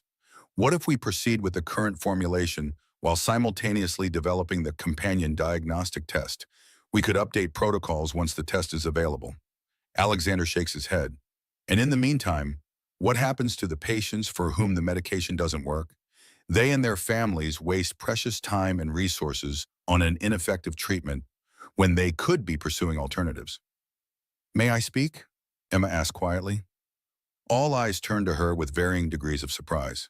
Eleanor looks particularly affronted at her presumption, but Alexander nods encouragingly. As a nurse who has held children during severe asthma attacks, Emma begins, her voice steady despite her racing heart, I can tell you that parents would wait any amount of time for a medication that truly works. They would rather have certainty than false hope. She turns to face Eleanor directly. Mrs. Winters, I understand your concern for the company's success, but imagine telling Sophie that her medication might not work, but you won't know until she tries it, when you could have waited to be certain. What would that do to her trust in you, in medicine, in the entire healthcare system? Eleanor's expression remains impassive, but something flickers in her eyes, perhaps recognition, perhaps merely irritation at being challenged. Furthermore, Emma continues, addressing the entire table. From a practical nursing perspective, a medication with a companion diagnostic test would actually have a significant market advantage. Healthcare providers would prefer to prescribe treatments they can be confident will work for specific patients. Victoria smiles thinly. How fascinating to get the perspective of someone who administers medications rather than develops them. But surely you understand that these business decisions involve factors beyond the individual patient experience. I understand perfectly, Emma replies evenly. I understand that this isn't just a business decision. It's a decision that will affect real children's lives. Children like Sophie. At the mention of his daughter, Alexander's expression softens momentarily before hardening with resolve. Dr. Chen, what is your professional recommendation based on the new data, sir? Chen straightens, clearly appreciating being asked for her expert opinion. From a scientific perspective, pursuing the companion diagnostic is the responsible course of action. It would result in a superior product and potentially set a new standard for personalized asthma treatment. Then that's my decision, Alexander says firmly. We will delay market release until the companion diagnostic is ready. Dr. Chen, I want a comprehensive development plan on my desk by the end of the week. Eleanor stands abruptly. This isn't over, Alexander. The board will have something to say about this. The board can say whatever they like, Alexander replies calmly. But as CEO and majority shareholder, the final decision rests with me. Eleanor turns her cold gaze to Emma. You've made a powerful enemy today, Miss Carter. I don't know what you hope to gain by encouraging my son's misguided idealism, but I can assure you it won't end well. With that, she sweeps from the room, Richard Sloan following closely behind after giving Alexander a disappointed look. Victoria lingers, placing a hand on Alexander's arm. Alex, you're making a mistake, she says softly. Eleanor is furious, and my father won't continue to invest in a company that prioritizes perfectionism over profit. Then he can sell his shares, Alexander replies, gently removing her hand. I won't compromise on this, Victoria. After Victoria reluctantly departs, only Alexander, Emma, and Dr. Chen remain in the conference room. Dr. Chen gives Alexander a respectful nod. For what it's worth, I believe you have made the right decision. Your father would be proud. When they're finally alone, Alexander exhales deeply, the tension visibly draining from his shoulders. Well, that was about as pleasant as I expected. I'm sorry if I overstepped, Emma says, suddenly uncertain. I didn't mean to make things worse between you and your mother. Alexander shakes his head, a wry smile forming. Things have been worse between my mother and me since my father died. This is just the latest battle in an ongoing war. He regards Emma with genuine appreciation. Thank you for speaking up. Your perspective was exactly what was needed in that room full of spreadsheets and market projections. I meant what I said, Emma tells him. From a clinical perspective, a medication with a companion diagnostic test would be vastly superior for patients and providers alike. I know you did, Alexander says softly. That's what makes you so valuable. You speak from genuine conviction, not calculation. Their eyes meet, and Emma feels that same connection she experienced in the kitchen the previous night, a moment of recognition between two people who share core values despite their different worlds. The moment is interrupted by Alexander's phone buzzing with a notification. He checks it with a frown. My mother has called an emergency board meeting for tomorrow morning. He sighs, running a hand through his hair. The battle continues. Will you be all right? Emma asks, concerned by the weariness in his expression. This isn't my first showdown with Eleanor Winters, he assures her with a tight smile. But I admit she seems particularly determined this time. He glances at his watch. We should head back. I promised Sophie we'd have dinner together tonight. The drive back to the house is quieter than the morning journey, both Emma and Alexander lost in their thoughts. Emma replays the confrontation, wondering if she's made a powerful enemy in Eleanor Winters and what that might mean for her position in the household. As if reading her thoughts, Alexander says suddenly, Don't worry about my mother's threats. Your job is secure as long as you want it. It's not my job I'm worried about, Emma admits. It's the position I've put you in with your family and board. Alexander glances at her briefly before returning his eyes to the road. You didn't put me anywhere I wasn't already heading. If anything, you helped clarify my resolve. He pauses, then adds more softly, Having someone who understands and supports my position means more than you know. When they arrive home, Sophie greets them exuberantly, eager to hear about their day at the medicine factory, as she calls it. Over dinner, Alexander describes the laboratories in child-friendly terms, while carefully avoiding any mention of the conflict with Eleanor. After Sophie is tucked in for the night, Emma finds Alexander in his study, reviewing documents for the next day's board meeting. He looks up when she knocks lightly on the open door. You should get some rest, she says, noticing the strain around his eyes. Tomorrow sounds like it will be challenging. Alexander sets aside his papers with a sigh. You're right. I'm just trying to prepare for every possible argument Eleanor might make. May I ask you something? Emma says, entering the study but remaining standing. Your mother mentioned that your father's idealism nearly bankrupted the company twice. What did she mean? Alexander gestures for Emma to sit, leaning back in his chair thoughtfully. My father believed that pharmaceutical companies had a moral obligation to develop medications for conditions affecting vulnerable populations, regardless of profit potential. He invested heavily in treatments for rare pediatric conditions that other companies ignored because the market was too small. That sounds admirable, Emma observes. It was, Alexander agrees, but financially precarious. Twice during his tenure, we faced significant financial challenges because these specialized medications cost a fortune to develop, but served only small patient populations. His expression softens with pride, but he never wavered. He believed that if we did the right thing, the company would survive, and it did. And your mother disagreed with this approach? My mother is a brilliant businesswoman who kept the company afloat during those difficult periods through shrewd financial management, Alexander explains with surprising fairness. She believed then, as she does now, that the company can only help patients if it remains profitable and competitive. It's not that she doesn't care about patients. She simply has a different perspective on how best to serve them. Emma considers this more nuanced view of Eleanor Winters. And where do you stand between these two philosophies? Alexander smiles ruefully. Somewhere in the middle, I hope. I believe in my father's ethical vision, but I also understand my mother's practical concerns. The challenge is finding the balance, developing medications that truly help patients while ensuring the company remains strong enough to continue its work. That seems like a lonely position, Emma observes, caught between two powerful perspectives. It can be, Alexander admits, his gaze meeting hers with unexpected vulnerability, which is why it means so much to have someone who understands both sides. The moment stretches between them, filled with unspoken connection. Emma feels herself drawn toward Alexander's quiet strength and moral clarity, even as she recognizes the professional boundaries she's rapidly approaching. Before either can speak again, the study phone rings, the private line that only a select few people have access to. Alexander answers it with a frown that quickly deepens as he listens. When? He asks tensely. How severe? Yes, I understand. Thank you for calling directly. He hangs up, his expression grave. That was Dr. Chen. Someone accessed the laboratory systems after hours and downloaded all the research data on the new asthma medication, including Dr. Kim's recent discoveries. Emma gasps. Corporate espionage? Possibly, Alexander says grimly. Or internal sabotage. Only someone with high-level clearance could access those systems. He doesn't need to spell out the implication. Someone on his own board might be working against him. What will you do? Emma asks.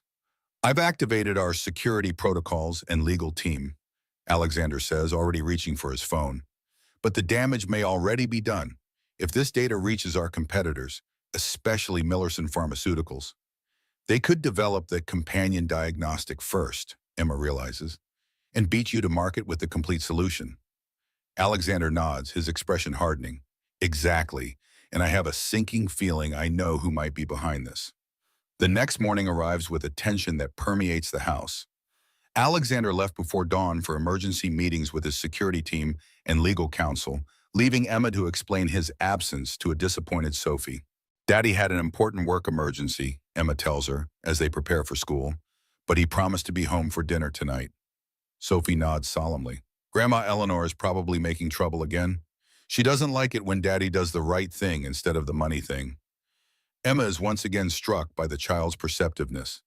Your daddy is very brave to stand up for what he believes in.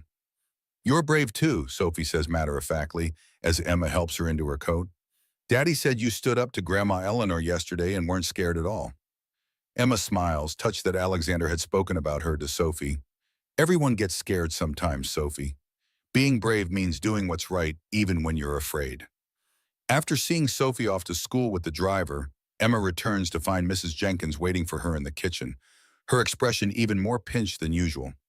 There's someone here to see you, the housekeeper says disapprovingly. I told her Mr. Winters is not at home, but she insists on speaking with you specifically. Confused, Emma follows Mrs. Jenkins to the formal living room, where a middle-aged woman in a conservative suit waits. She rises when Emma enters, extending her hand professionally. Miss Carter? I'm Judith Morgan, private investigator. I was hoping we might have a conversation. Emma shakes the woman's hand cautiously. What is this regarding? I've been retained by Mrs. Eleanor Winters to conduct a thorough background check on you, Ms. Morgan explains without preamble. Standard procedure for someone in your position of trust with the Winters family. Emma feels a chill despite the warm room. I've already completed background checks as part of my employment agreement with Mr. Winters. Mrs. Winters has requested a more comprehensive investigation, Ms. Morgan says, her tone neutral but her implication clear, including your family history, financial records, and previous employment details. The threat is thinly veiled. Eleanor is looking for dirt, anything she can use against Emma.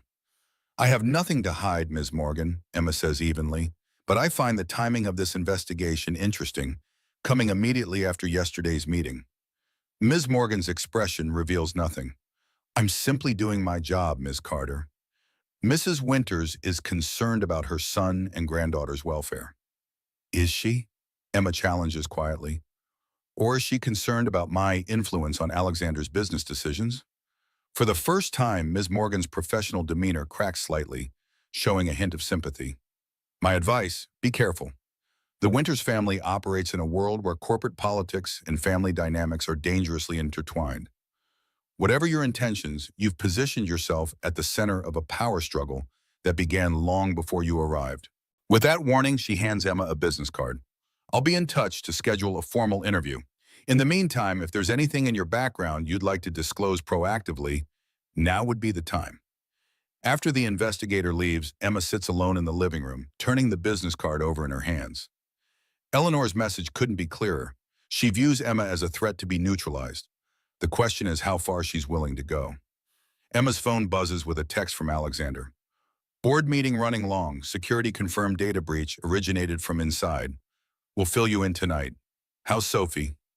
Emma replies reassuringly about Sophie, but hesitates to mention the investigator's visit via text. This is a conversation better had in person. The day passes slowly, with Emma keeping herself busy with household tasks and preparations for Sophie's return from school. When Sophie arrives home, she's bubbling with excitement about a class project, temporarily distracting Emma from her concerns about Eleanor's investigation. They're working on homework in the kitchen when Mrs. Jenkins appears in the doorway. Ms. Carter, there's a package for you. Emma accepts the small envelope with confusion. She hasn't ordered anything, and few people know her current address. Inside is a flash drive and a handwritten note. What Eleanor doesn't want you to know. A friend. Her heart racing, Emma pockets the flash drive, deciding to examine it privately later. She has no idea who might have sent it or what it contains, but the cryptic message suggests information that could be significant to her increasingly complicated situation. When Alexander finally returns home that evening, he looks exhausted but resolute. He greets Sophie with forced cheerfulness, listening to her school stories over dinner with genuine interest despite his obvious preoccupation. After Sophie is in bed, Emma joins Alexander in his study, the flash drive heavy in her pocket. How did the board meeting go? She asks, closing the door behind her. About as well as could be expected, Alexander says wearily, pouring himself a small whiskey. The board is split on how to proceed with the medication development, though most agree the data breach is the more immediate concern. Do you know who is responsible? Alexander's expression darkens. We've narrowed it down to someone with executive-level access. The list is short: myself, my mother, Richard, Sloan, Victoria, and our chief of research, Dr. Mercer. He takes a sip of his drink. Obviously, I didn't steal my own research. Dr. Mercer has dedicated his career to this project and would have nothing to gain. That leaves 3 prime suspects. Your mother, Richard, or Victoria, Emma concludes. Do you really think one of them would betray the company like that? Alexander sets down his glass, looking troubled. A week ago, I would have said no without hesitation. But now? He shakes his head. My mother is ruthless in business, but I've never known her to cross ethical lines this severely. Richard has close ties to Millerson Pharmaceuticals through various investments, but industrial espionage would destroy his reputation if discovered. And Victoria? Victoria is ambitious and firmly in my mother's camp regarding the company's direction, Alexander says carefully. But she's built her career at Winters. Sabotaging our research would ultimately harm her own future. Emma hesitates, then decides to share her own news. Your mother sent a private investigator to see me today. She's conducting a comprehensive background check on me. Alexander's expression hardens. I'm sorry, Emma. My mother is thorough when she perceives a threat. I'll speak to her immediately. That's not all, Emma continues, removing the flash drive from her pocket. I received this anonymously today.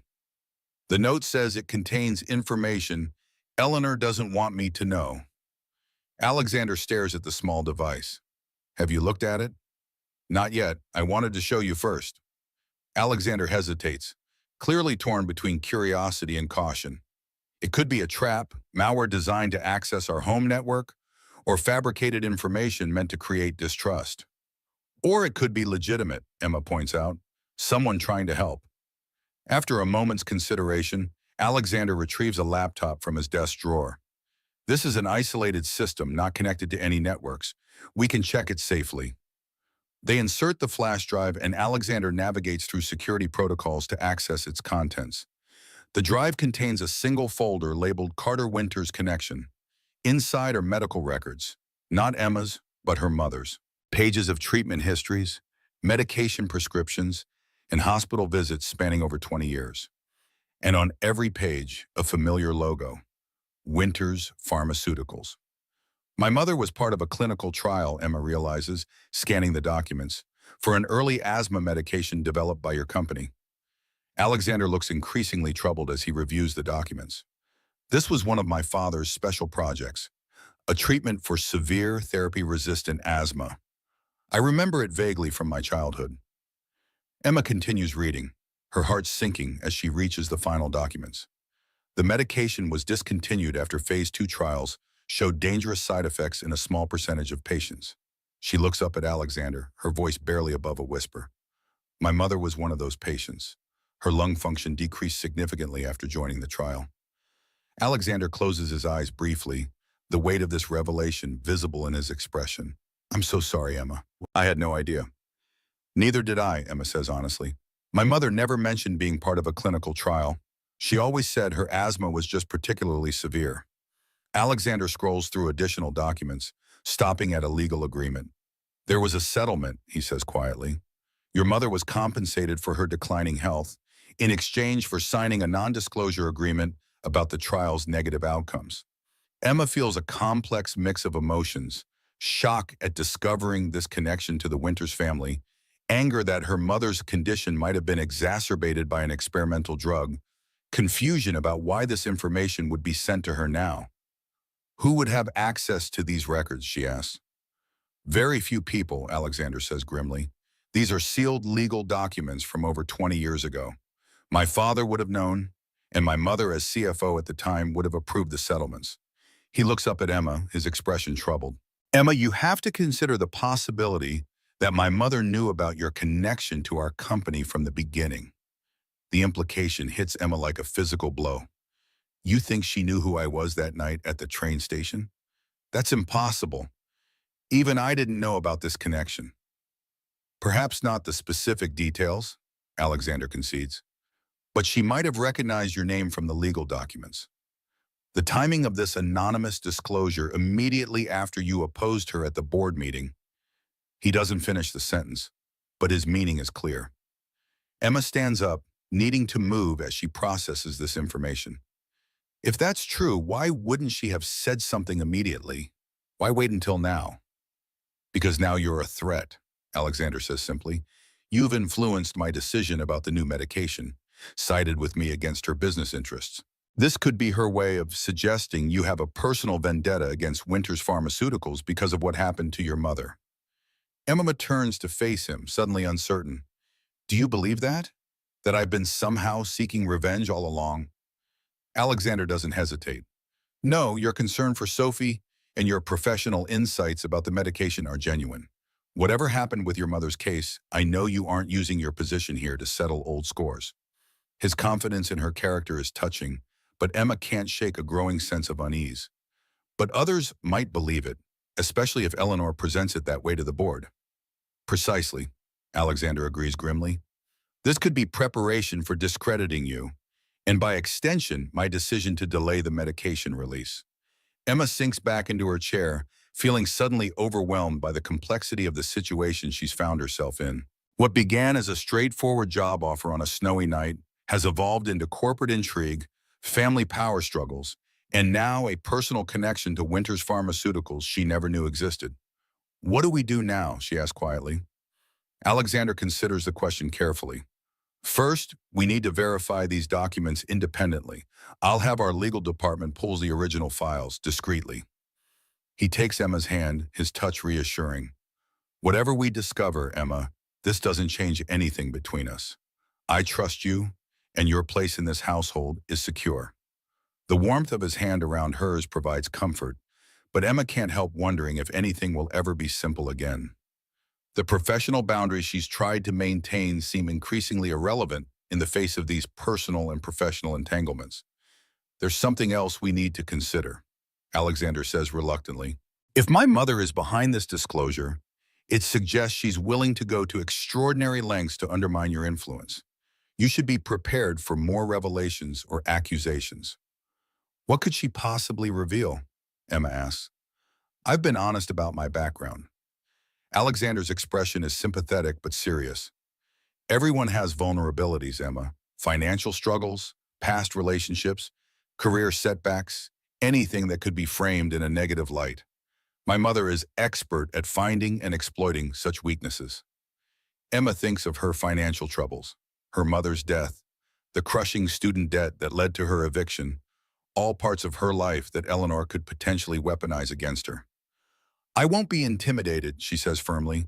If your mother thinks she can scare me away with investigations and veiled threats, she's underestimated me. Alexander smiles, genuine admiration in his eyes. I believe she has. But be careful, Emma. Eleanor Winters didn't build and maintain her position in a cutthroat industry by being easily outmaneuvered. Their conversation is interrupted by the sound of Sophie calling out, not in distress but with the particular tone she uses when waking from a dream. Emma rises immediately. I'll check on her. You should get some rest. You look exhausted. Alexander nods gratefully. Thank you. And Emma? We'll figure this out together. Emma finds Sophie sitting up in bed, her room illuminated by the soft glow of her nightlight. Bad dream, sweetheart? She asks, sitting on the edge of the bed. Sophie shakes her head. Not bad, just strange. I dreamed you and Daddy and I were in a boat, but Grandma Eleanor was making waves to tip us over. The child's subconscious perception of the household tensions is remarkably accurate, Emma thinks with concern. That does sound strange, but you know what? In real life, boats are built to handle waves. That's what makes them strong. Sophie considers this, then nods seriously. Our boat was really strong. Daddy was steering, and you were helping me not be scared of the water. That sounds like a good team, Emma says, smoothing Sophie's hair. Now, do you think you can go back to sleep? Will you stay until I fall asleep? Sophie asks, her voice small. Sometimes I worry you might disappear during the night, like Mommy did. Emma's heart clenches at the child's lingering insecurity. I'll stay, she promises, taking Sophie's small hand in hers, and I'll be here in the morning too. As Sophie drifts back to sleep, Emma reflects on the complicated web she's found herself in. The discovery of her mother's connection to Winters Pharmaceuticals raises questions she never thought to ask. About her mother's illness, about the circumstances that brought her to that train platform on a snowy night, about Eleanor Winters' possible role in it all. But looking at Sophie's peaceful face, Emma knows one thing with certainty. Whatever challenges lie ahead, this child's well-being remains her priority. If standing up to Eleanor Winters is what it takes to protect Sophie and Alexander, then that's exactly what she'll do. When she returns to the hallway, Emma is surprised to find Alexander waiting outside Sophie's room. Is she all right? He asks quietly. Yes, just a strange dream, Emma assures him. She's asleep again now. Alexander nods, relief evident in his expression. Thank you for being so good with her. She's never bonded with anyone the way she has with you. In the dimly lit hallway, with Sophie sleeping peacefully nearby and the house quiet around them, the professional distance between employer and employee seems to evaporate. Emma is acutely aware of Alexander's proximity, of the concern in his eyes that extends beyond mere appreciation for her childcare skills. Alexander, she begins hesitantly, about this situation with your mother and the company. It's complicated, he acknowledges with a rueful smile. And I've dragged you into the middle of it. I'm sorry for that. You haven't dragged me anywhere, Emma corrects him gently. I chose to speak up at that meeting because I believed it was right for patients like Sophie and for your company's integrity.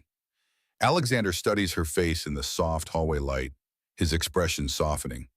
Do you know how rare that is? Someone who makes choices based on principle rather than self-interest or expediency? I think you do the same, Emma observes. That's why you're fighting so hard for this medication to be developed properly, even at personal cost. Their eyes meet, and in that moment, the connection between them transcends their professional relationship. Alexander takes a half step closer, his hand lightly touching her arm. Emma, he says softly, his voice rougher than usual, I need you to know something. Whatever happens with the company, with my mother's investigations, with this medication, I'm grateful you came into our lives, not just for Sophie's sake, but for mine as well. The sincerity in his voice makes Emma's heart race. She's aware they're standing at a threshold, not just of Sophie's bedroom, but of a fundamental change in their relationship. One step forward would cross a line that might be impossible to retreat from. Before either can make that decision, Alexander's phone buzzes insistently in his pocket. He checks it with a grimace. Security alert at the lab. I need to take this. The moment breaks as he steps back, professional responsibility reasserting itself. We'll talk more tomorrow. Good night, Emma. Good night, she replies, watching him walk toward the stairs, their almost moment suspended in the space between them. As Emma prepares for bed, she can't help but reflect on the day's revelations and their implications. The flash drive containing her mother's medical records sits on her bedside table, a tangible link between her past and present that raises more questions than it answers. Who sent it, and why now? Is it genuinely meant to warn her about Eleanor's knowledge, or is it part of a more complex manipulation? And most importantly, how will this newfound connection to Winters Pharmaceuticals affect her growing attachment to Alexander and Sophie? Sleep comes fitfully, her dreams filled with documents she can't quite read and waves threatening to capsize a small boat where Sophie calls for her help. When she wakes the next morning, Emma feels a renewed determination. Whatever Eleanor Winters has planned, whatever complications lie ahead, Emma won't be easily driven away from the family that has come to mean so much to her. She's just finishing getting dressed when her phone rings with an unfamiliar number. Against her better judgment, she answers.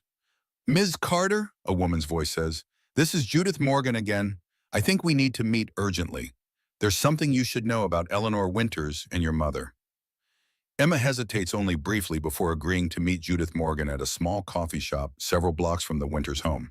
She leaves a note for Mrs. Jenkins explaining that she's running an errand and will be back before Sophie returns from school. The private investigator is already seated at a corner table when Emma arrives, a manila folder placed neatly beside her coffee cup. She rises slightly as Emma approaches. Thank you for meeting me, she says, gesturing for Emma to sit. I realize this is unusual. Emma remains wary. Why the urgency, and why meet away from the house? Judith glances around the quiet cafe before speaking.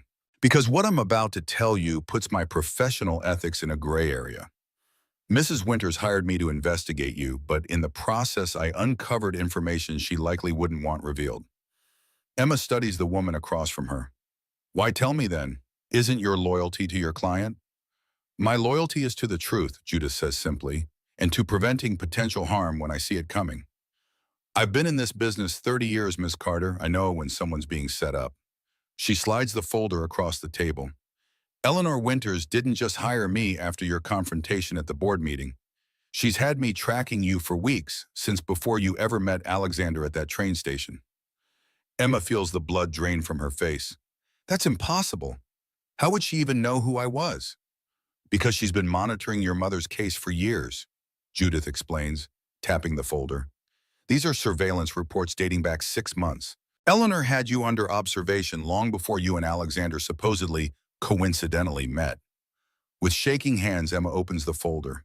Inside are photographs of her at the hospital, entering her apartment building, even sitting at her mother's grave. Reports detail her financial struggles, her work schedule, her routine, a comprehensive documentation of her life before the night at the train station. I don't understand, Emma whispers, feeling violated by this invasion of her privacy. Why would she do this? That's what troubled me, Judith says, leaning forward. At first, I assumed she was simply being overprotective of her son and granddaughter, conducting due diligence after the fact. But these reports predate your employment. And there's more. She pulls out another document, an email exchange between Eleanor and Richard Sloan. Subject, Carter Contingency Plan. Emma reads aloud, her voice growing unsteady. Richard, the nurse is perfect for our purposes. Financial troubles. Emotional vulnerability, due to recent loss, strong caregiving instincts. Alexander will respond to all these qualities. Have her landlord proceed with the eviction as discussed. Ensure she has no viable alternatives. The storm forecast for Tuesday provides optimal conditions for their chance meeting. Emma looks up, stunned. They orchestrated everything? The eviction, the meeting at the train station? All of it was planned? Judith nods grimly. It appears so, though Alexander himself seems to have been an unwitting participant. The plan was for you to become a trusted member of the household, then gradually influence Alexander toward accelerating the medication's release. But that's exactly the opposite of what I did, Emma points out, confusion mingling with horror. Yes, Judith agrees. That's where their plan seems to have backfired. They didn't anticipate your actual ethics or the genuine connection you would form with Sophie and Alexander. She pauses, studying Emma's reaction, or the fact that you'd stand on principle against rushing an asthma medication to market. Emma's mind races to process this revelation. So when I opposed Eleanor at the board meeting, you became a liability rather than an asset, Judith finishes. Hence the sudden deep background check, the anonymous flash drive revealing your mother's connection to Winters Pharmaceuticals, all attempts to discredit you or pressure you to leave. Why are you showing me this? Emma asks, still struggling to comprehend the scope of the manipulation. Judith sits back, her professional demeanor giving way to genuine concern. Because I've seen too many good people destroyed in corporate power games. And because there's something else you should know about the data breach at the laboratory. She produces another document, a security report highlighting suspicious access to the company's systems. The breach came from Eleanor Winters' personal computer. She's the one who leaked the research data to create a crisis that would force Alexander to fast-track the medication despite his ethical concerns. Emma stares at the evidence, pieces falling into place. And she'd blame Richard or Victoria, further isolating Alexander from potential allies on the board. Exactly, Judith confirms. It's a masterful plan. Eleanor gets the medication to market quickly, discredits you, and strengthens her control over both the company and her son. She checks her watch. I've said more than I should professionally. What you do with this information is up to you. But I'd advise caution. Eleanor Winters is not someone to confront without preparation. As Judith rises to leave, Emma asks the question that's been forming in her mind. The flash drive with my mother's medical records. That was you, wasn't it? The private investigator offers the barest hint of a smile. Let's just say not everyone agrees with Eleanor's methods, even those on her payroll. Good luck, Ms. Carter. I think Alexander and Sophie Winters are fortunate to have you in their lives. However it came about. After Judith leaves, Emma remains at the table, the folder of evidence before her, trying to process the magnitude of Eleanor's manipulation. Her entire relationship with the Winters family began as an elaborate setup. Yet the connection she's formed with Sophie and Alexander is real, built on genuine care and shared values rather than Eleanor's machinations. The revelation is both devastating and clarifying. Eleanor clearly underestimated Emma's integrity and her growing attachment to both Sophie and Alexander. But now Emma faces an impossible dilemma. Reveal the truth to Alexander, potentially destroying his relationship with his mother and destabilizing the company, or keep this knowledge to herself, allowing Eleanor to continue her manipulations unchecked. By the time Emma returns to the house, her mind is made up. Alexander deserves to know the truth, however painful. But before she can find him, she's greeted by a panicked Mrs. Jenkins. There you are. I've been trying to reach you, the housekeeper exclaims, her usual composure shattered. It's Sophie. The school called. She's had a severe asthma attack and has been taken to Metropolitan General. Emma's personal concerns evaporate instantly. Has Alexander been notified? He's meeting us at the hospital, Mrs. Jenkins says, already grabbing her coat. The car is waiting. The drive to the hospital is a blur of worry and silent prayers. Emma's nursing training helps her maintain outward calm, but inside her heart races with fear for the little girl who has become so precious to her. At Metropolitan General, the very hospital where Emma worked until recently, they're directed to the pediatric intensive care unit. Alexander is already there, his face ashen with worry, as he speaks with a doctor Emma recognizes as Dr. Martinez, head of pediatric pulmonology. Emma, Alexander says with palpable relief when he sees her. Thank God you're here.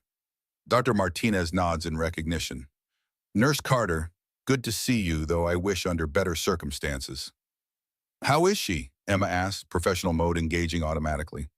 Stable now, but it was a significant attack, Dr. Martinez explains. Possibly triggered by exercise during PE class, though the severity suggests there might be additional factors. We've administered emergency treatments and she's responding, but we'll need to keep her for observation. Can we see her? Alexander asks, the strain evident in his voice. Dr. Martinez nods. She's been asking for both of you. Just remember, she needs to stay calm. Sophie looks small and vulnerable in the hospital bed, an oxygen mask covering her face and monitoring equipment surrounding her. Her eyes brighten when she sees Emma and Alexander enter the room. "Daddy! Emma!" she says, her voice muffled by the mask. "I got to ride in an ambulance with flashing lights." Alexander moves to her bedside, taking her small hand in his. "You gave us quite a scare, sweetheart." "I'm sorry," Sophie says, her brief excitement fading. "I was playing soccer with Zoe and then my chest got really tight." Emma checks the monitors, her professional assessment confirming what Dr. Martinez reported. Sophie is stable but has experienced a significant attack. She adjusts Sophie's blanket, her touch gentle and reassuring. "You don't need to apologize for getting sick, Sophie," she says softly. "That's never your fault." Sophie's eyes fill with tears. "But now everyone at school saw me being all weird and not breathing right, and Tracy Miller said I was just doing it for attention." Alexander's jaw tightens at this revelation of schoolyard cruelty, but Emma responds with calm understanding. "Tracy Miller doesn't understand asthma," she explains, "and sometimes people say unkind things when they don't understand. But your real friends, like Zoe, know the truth, and they care about you, not what Tracy thinks." Sophie seems comforted by this, but fatigue soon overtakes her. As she drifts into sleep, Alexander and Emma step into the hallway to speak with Dr. Martinez. "I'd like to run some additional tests," the doctor says. "This attack was more severe than her history would suggest. Has she been exposed to any new medications, environments, or stressors recently?" Alexander and Emma exchange a look, both thinking of the tensions in the household. "There have been some family stresses," Alexander admits, "and Sophie is perceptive. She picks up on more than we realize." Dr. Martinez nods. "Emotional stress can absolutely exacerbate asthma symptoms, but I'd still like to rule out other factors. With your permission, I'd like to draw blood for a comprehensive panel." "Of course," Alexander agrees, "whatever Sophie needs." As Dr. Martinez leaves to order the tests, Alexander slumps into a waiting room chair, the weight of worry evident in every line of his body.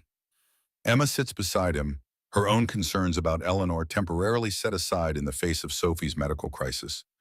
"She's going to be fine," Emma reassures him. "Dr. Martinez is excellent, and Sophie's responding well to treatment."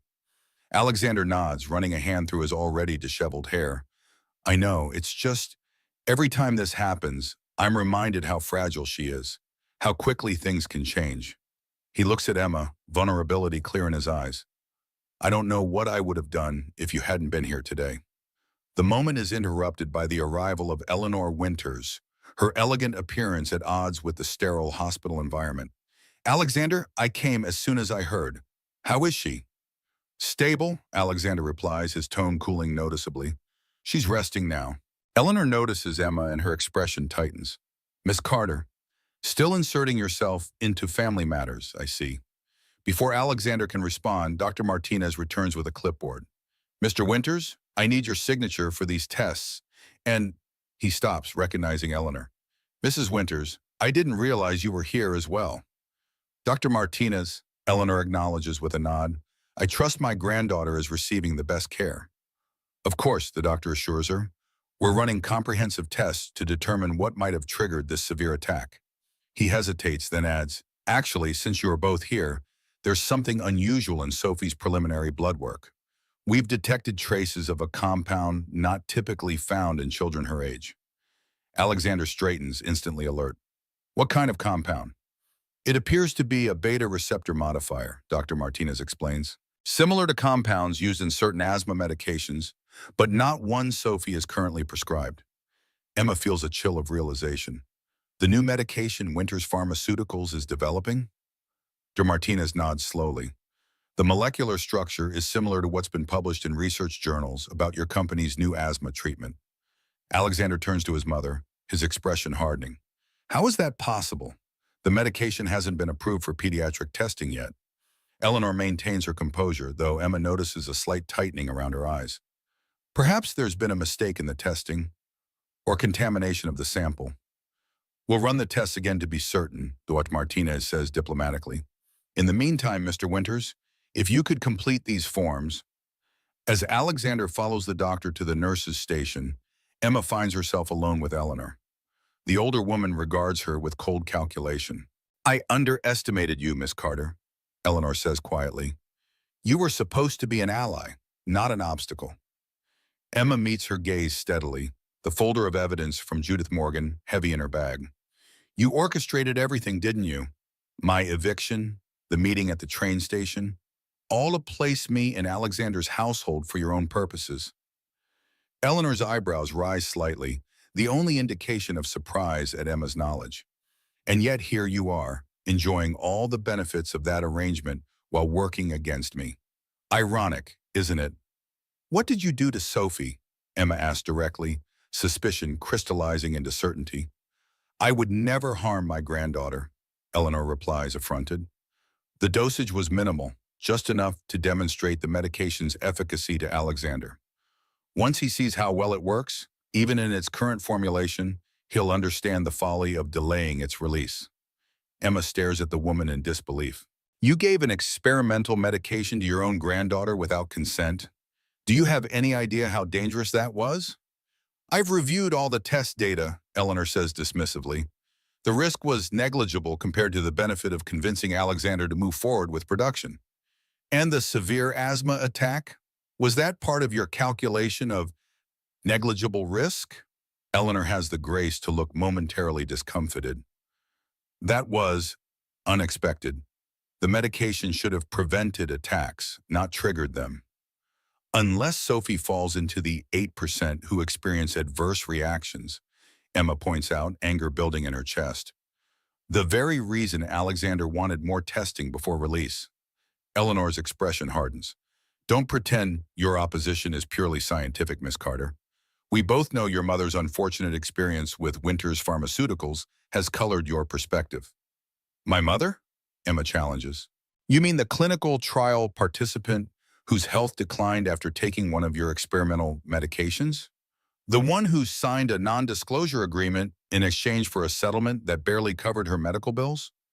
Pharmaceutical development always involves calculated risks, Eleanor says coolly. Your mother understood that when she volunteered for the trial. Emma shakes her head in disgust. And now Sophie is your latest calculated risk. Does Alexander know about any of this? The surveillance, the orchestrated meeting, the experimental medication you gave his daughter without his knowledge? Alexander understands business necessities, Eleanor begins, but her defense is cut short by Alexander's return. What experimental medication? He asks, his voice dangerously quiet as he looks between Emma and his mother. What are you talking about? The tension in the hallway is palpable as Eleanor attempts to regain her composure. Alexander, we can discuss this later in private. Now isn't the time. Now is exactly the time, Alexander interrupts, his usual controlled demeanor giving way to barely contained fury. Dr. Martinez just confirmed traces of our developmental asthma medication in Sophie's bloodstream, medication that hasn't been approved for pediatric use, medication that Sophie should have no access to. His gaze fixes on his mother, unless someone deliberately administered it to her. Eleanor straightens, switching tactics. I did what was necessary. The medication works, Alexander. This minor setback doesn't change that fact. Once the formulation is adjusted, minor setback? Alexander's voice rises. My daughter is in intensive care. She would have had an attack anyway, Eleanor argues. At least this way we gain valuable data that can help refine the medication for children like her. Alexander stares at his mother as if seeing her for the first time. You experimented on my child without my knowledge or consent? Your own granddaughter. For her own good, Eleanor insists, and for the good of millions of children who will benefit once this medication reaches market. Emma watches the devastating realization cross Alexander's face, the understanding that his mother has betrayed his trust in the most fundamental way possible. There's more, Emma says quietly, unable to keep silent any longer.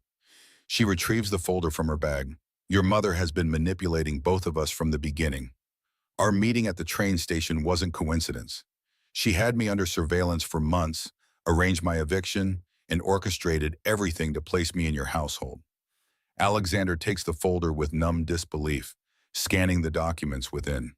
His expression shifts from shock to pain to cold anger as he absorbs the evidence, of his mother's elaborate manipulation.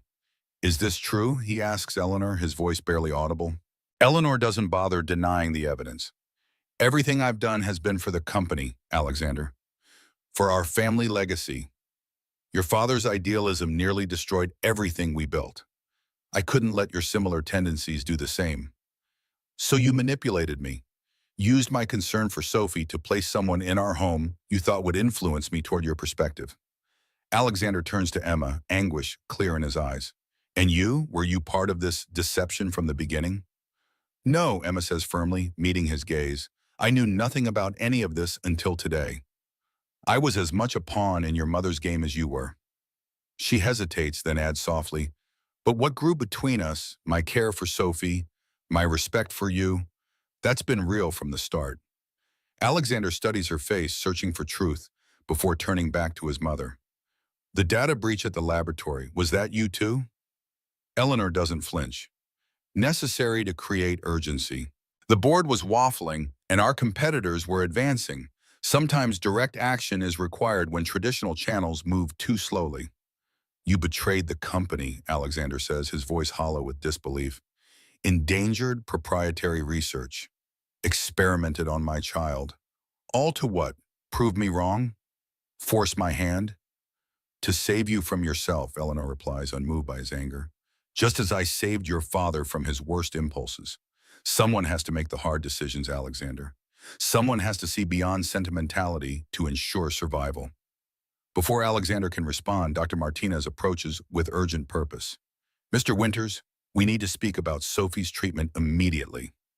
Alexander glances at his mother, his expression hardening with resolve. We're not finished, Mother, but Sophie comes first. She always has. He turns to follow Dr. Martinez, pausing only to say to Emma, please stay with her. Don't leave her alone. The unspoken addition, with my mother, hangs in the air between them. Left alone with Eleanor in the sterile hospital hallway, Emma feels the weight of all that's been revealed. The older woman regards her with a mixture of irritation and reluctant respect. You've won this round, Miss Carter, Eleanor says quietly. But understand this, Winters Pharmaceuticals is my life's work. I won't allow it to be destroyed by misguided idealism, not even my son's. This isn't about winning, Emma replies. It's about doing what's right for Sophie, for patients, for the company's integrity. Eleanor smiles thinly. Such certainty in your moral compass. We'll see how well that serves you in the corporate world. With that, she turns and walks away, her heels clicking against the hospital floor with metronome precision. Emma returns to Sophie's room, finding the little girl still sleeping peacefully, her breathing steadier than before. She takes the small chair beside the bed, watching the gentle rise and fall of Sophie's chest, her mind racing with the implications of all she's learned. Her entire relationship with the Winters family began as an elaborate deception, yet the connections formed, the trust built, the genuine care developed had transcended those manipulative origins. Emma takes Sophie's small hand in hers, marveling at how this child has become so precious to her in such a short time. Alexander returns nearly an hour later, his face drawn with exhaustion, but showing cautious relief. The additional tests show she's responding well to treatment. Dr. Martinez is adjusting her medication to counteract any lingering effects of the experimental compound. He sinks into the chair opposite Emma, Sophie's hospital bed between them. He's also reporting the unauthorized medication administration to the Hospital Ethics Committee and the FDA. There will be investigations, potential legal consequences.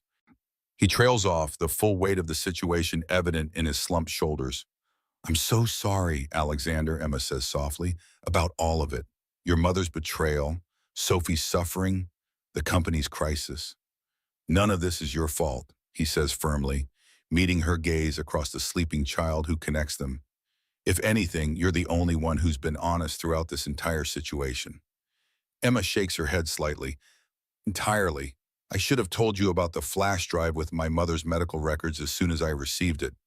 I was just trying to understand its implications first. I can hardly blame you for caution, given what we now know about my mother's manipulations. Alexander sighs heavily. The irony is, despite her elaborate scheme to place you in our lives for her own purposes, your presence has been the one genuinely positive thing to come from all this. The sincerity in his voice touches Emma deeply. What will you do now? About the company? Your mother? Alexander's expression hardens with resolve. I've already contacted the board members I trust, scheduled an emergency meeting for tomorrow. My mother's actions, corporate espionage, unauthorized human testing, endangering proprietary research, these aren't just ethical violations. They're potentially criminal. She'll be removed from her position pending investigations. That must be incredibly difficult, Emma observes, recognizing the personal pain beneath his professional decisions. It is, Alexander acknowledges. Despite everything, she's still my mother, and she truly believes she was acting in the company's best interests, however misguided her methods. He looks down at Sophie, gently brushing a strand of hair from her forehead. But Sophie has to come first. Her safety, her trust in me as her father, those are non-negotiable. They sit in companionable silence for a while, the beeping of monitors and the soft sound of Sophie's breathing the only interruption. Finally, Alexander speaks again, his voice quieter, more vulnerable. When all this is settled, the company restructuring, the investigations, Sophie's recovery, we should talk about the future. Your future with us, if that's something you want. Emma feels a flutter of hope despite the circumstances. I'd like that very much. Me too, comes a small, sleepy voice from the bed. Sophie's eyes are open, watching them both with drowsy awareness. Can we talk about it now? I vote yes for Emma staying forever. Alexander laughs softly, the sound breaking the tension of the difficult day. Eavesdropping isn't polite, young lady. I wasn't dropping eaves, Sophie protests, her vocabulary charmingly mixed up. They dropped on me while I was sleeping. Emma smiles, squeezing Sophie's hand gently. How are you feeling, sweetheart? Better, Sophie says, pushing herself to a sitting position. My chest doesn't feel tight anymore, but I'm hungry. That's a good sign, Alexander says, relief evident in his voice. I'll ask the nurse what you're allowed to eat. As he steps out, Sophie turns her serious gaze to Emma. I heard you and Daddy talking about Grandma Eleanor. Did she really make me sick? Emma hesitates, unsure how much to reveal to the child. Your grandmother made some mistakes, she says carefully. She thought she was helping, but she made choices that weren't hers to make. That's why you got sick. Sophie considers this with surprising maturity. Grandma Eleanor always thinks she knows best. Daddy says it's because she's been making hard choices for a long time, and sometimes that makes people forget to listen to others. That's very insightful, Emma says, impressed by the child's perception. Will Daddy forgive her? Sophie asks. Emma ponders the question, appreciating Sophie's concern for her family despite her own suffering. I think eventually he might. Forgiveness takes time, especially when trust has been broken. But your daddy loves his mother just like he loves you. Sophie nods solemnly. And you? Do you love my daddy? The directness of the question catches Emma off guard. Before she can formulate a response, Alexander returns with a nurse carrying a tray with juice and crackers. Look what I smuggled past hospital security, he announces with exaggerated conspiracy, diffusing the moment. The next few days pass in a blur of hospital visits, medical consultations, and corporate crisis management. Sophie recovers quickly, her resilient spirit undiminished by the ordeal. Eleanor is removed from her position at Winters Pharmaceuticals pending multiple investigations, though Alexander ensures she's treated with professional dignity throughout the process. A week after Sophie's hospitalization, life begins settling into a new normal. The board has rallied behind Alexander's leadership, impressed by his principled handling of the crisis. Dr. Chen and her team continue their work on the asthma medication with renewed commitment to safety and ethical standards. And within the Winters household, a sense of peace gradually returns. On a sunny spring morning, Alexander finds Emma in the garden she and Sophie have been cultivating since the snow melted. Raised beds of early vegetables and flowers create a patchwork of green against the rich soil. It's coming along beautifully, he observes, admiring their work. Emma smiles, brushing soil from her hands. Sophie has quite the green thumb. These radishes were entirely her project. Alexander sits on the garden bench, patting the space beside him in invitation. I received some news today that I wanted to share with you first. Emma joins him, noting the mix of emotions in his expression. Good news or difficult news? Both, I think, he says. The board has officially approved the extended testing protocol for the asthma medication. We'll develop the companion diagnostic test, as you and Dr. Chen recommended, even though it means delaying market release by 18 months. That's wonderful, Emma says sincerely. Patients will have a much better product in the end. Yes, Alexander agrees. And something else. Catherine called this morning. Emma stills at the mention of Sophie's mother. What did she want? She's heard about Sophie's hospitalization. News travels fast in certain circles. She's concerned and wants to visit. Alexander's expression is complex, mixing past hurt with cautious consideration. I think it might be good for Sophie to see her mother, even briefly, to know that Catherine does care in her own way. Emma nods slowly, pushing aside any personal feelings about the woman who abandoned her daughter. If you think it's best for Sophie, then I support that decision. Alexander takes her hand, his touch warm and reassuring. I wanted to make sure you understood this doesn't change anything between us. Sophie needs stability and love in her daily life, something you provide that Catherine never could. I know, Emma says, squeezing his hand, and I would never stand between Sophie and any relationship with her mother that's healthy for her. Alexander smiles, his expression softening with affection.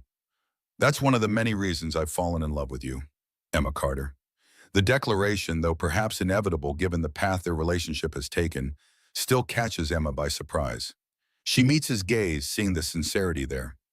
Despite all the manipulation and deception that brought us together, Alexander continues, what's grown between us is real. My feelings for you have nothing to do with my mother's schemes and everything to do with who you are. Your compassion, your principles, your love for Sophie. Emma feels tears prick at her eyes. I've fallen in love with you too, she admits. With both you and Sophie. It happened so gradually and yet so completely that I can hardly remember what my life was like before you. Alexander reaches into his pocket, producing a small velvet box. I know this might seem sudden to the outside world. We've known each other only months, not years. But I feel like we've lived a lifetime of experiences together in that short time. He opens the box to reveal a simple but elegant diamond ring. Emma Carter, you need a home, and I need a mother for my daughter. But more than that, I need you, your strength, your wisdom, your love. Will you marry me and make official what the three of us already know in our hearts? That we're a family? Emma looks at the ring, then at Alexander's hopeful expression, thinking of all the improbable twists of fate, both manipulated and genuine, that led to this moment. Yes, she says simply, her heart full. Yes, I will.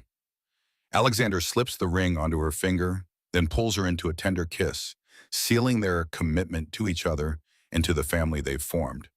Their moment is interrupted by the patter of small feet racing across the garden. Did you ask her?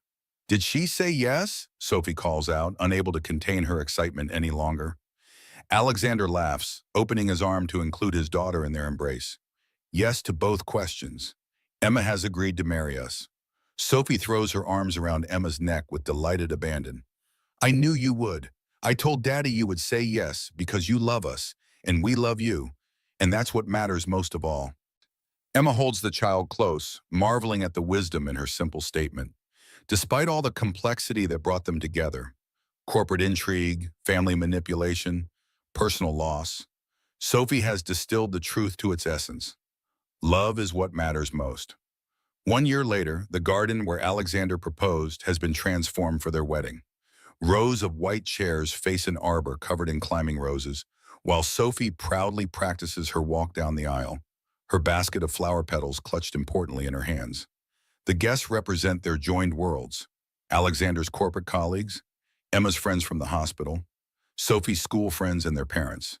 Even Eleanor is present, her relationship with Alexander slowly mending, though forever changed by the events of the past year. And in a gesture of grace that surprised everyone, Alexander invited Catherine as well, acknowledging her place in Sophie's life while making clear the boundaries of their new family structure. As Emma prepares in the bedroom that was once her guest suite, she reflects on the improbable journey that brought her here. From homeless nurse to beloved fiancé, from desperate stranger to central figure in the Winters family, her path has been anything but conventional. A knock at the door reveals Sophie, already dressed in her flower girl dress and practically vibrating with excitement. Emma, the guests are all here and Daddy looks so handsome in his suit, and Grandma Eleanor is actually smiling. The little girl twirls, her dress flaring around her. And guess what? I saw Mommy talking with Daddy, and they didn't even look mad at each other. Emma smiles, adjusting Sophie's flower crown. That's wonderful, sweetheart. It's important that the adults who care about you can be kind to each other, even if they don't all live together. Sophie nods sagely. Daddy says families come in all different shapes, and ours is special because we chose each other. That's exactly right, Emma agrees, touched by Alexander's wisdom in explaining their unconventional family to his daughter. When the moment finally arrives for Emma to walk down the aisle, she sees Alexander waiting for her, his expression a mixture of love, pride, and wonder. Beside him stands Sophie, practically bouncing with excitement, her grin wide enough to light the garden. As Emma joins them beneath the rose-covered arbor, Sophie takes both their hands in hers, creating a circle of three, a family formed not by chance or manipulation, but by choice and love. Alexander's vows are simple but profound. Emma, 1 year ago in this garden, I asked you to join our family. Today, before our friends and loved ones, I make that promise official. You came into our lives during a snowstorm, bringing warmth and light when we needed it most. Whatever circumstances brought us together, I know with absolute certainty that you are exactly where you belong, with Sophie and me, now and always. Emma's own vows acknowledge their unusual beginning while celebrating their chosen future. Alexander and Sophie, you offered me shelter when I had nowhere to go, but you've given me so much more. A home in the truest sense, filled with love, trust, and purpose. I promise to cherish both of you, to stand beside you in all circumstances, and to remember always that the most beautiful beginnings can come from the most unexpected moments. After the ceremony, as they greet their guests beneath the warm spring sunshine, Eleanor approaches them, her expression softer than Emma has ever seen it. Congratulations, she says, genuine warmth in her voice despite the reserve that still exists between them. I was wrong about many things, but I was right about one. You do belong in this family, Emma, not for the reasons I originally thought, but for all the right ones. It's as close to an apology as Eleanor Winters is likely to offer, and Emma accepts it with grace. Thank you for being here today. It means a lot to all of us. As Eleanor moves on to speak with other guests, Alexander squeezes Emma's hand.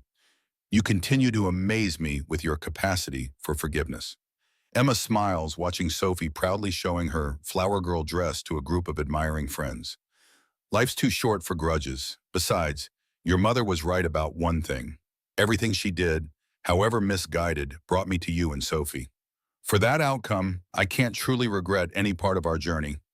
Later that evening, as the reception winds down and Sophie falls asleep in her grandfather's arms, Alexander pulls Emma away from the remaining guests for a moment of privacy in the quiet of the rose garden. Happy? He asks simply, his arms encircling her waist. Emma looks up at the man who has become her husband, thinking of the little girl who is now officially her daughter, and the home they've created together against all odds. Completely, she answers truthfully, though I still can't believe how it all began. You needing a mother for your daughter, and me needing a home. Alexander smiles, pressing a gentle kiss to her forehead. Sometimes the simplest arrangements lead to the most profound connections. As they rejoin their guests, Emma reflects that perhaps there is a certain poetry to their story after all. What began as a desperate transaction between strangers on a snowy night transformed into something neither of them could have anticipated. A love story built on shared values, mutual respect, and genuine care. Sophie stirs in her grandfather's arms, reaching sleepily for Emma and Alexander as they approach. Together, they form a tableau of the family they've become. Not perfect, not conventional, but entirely real and deeply loving. In the end, Emma thinks that's all any of them needed, not just a home or a mother, but a place to belong, people to love, and the chance to build something beautiful together.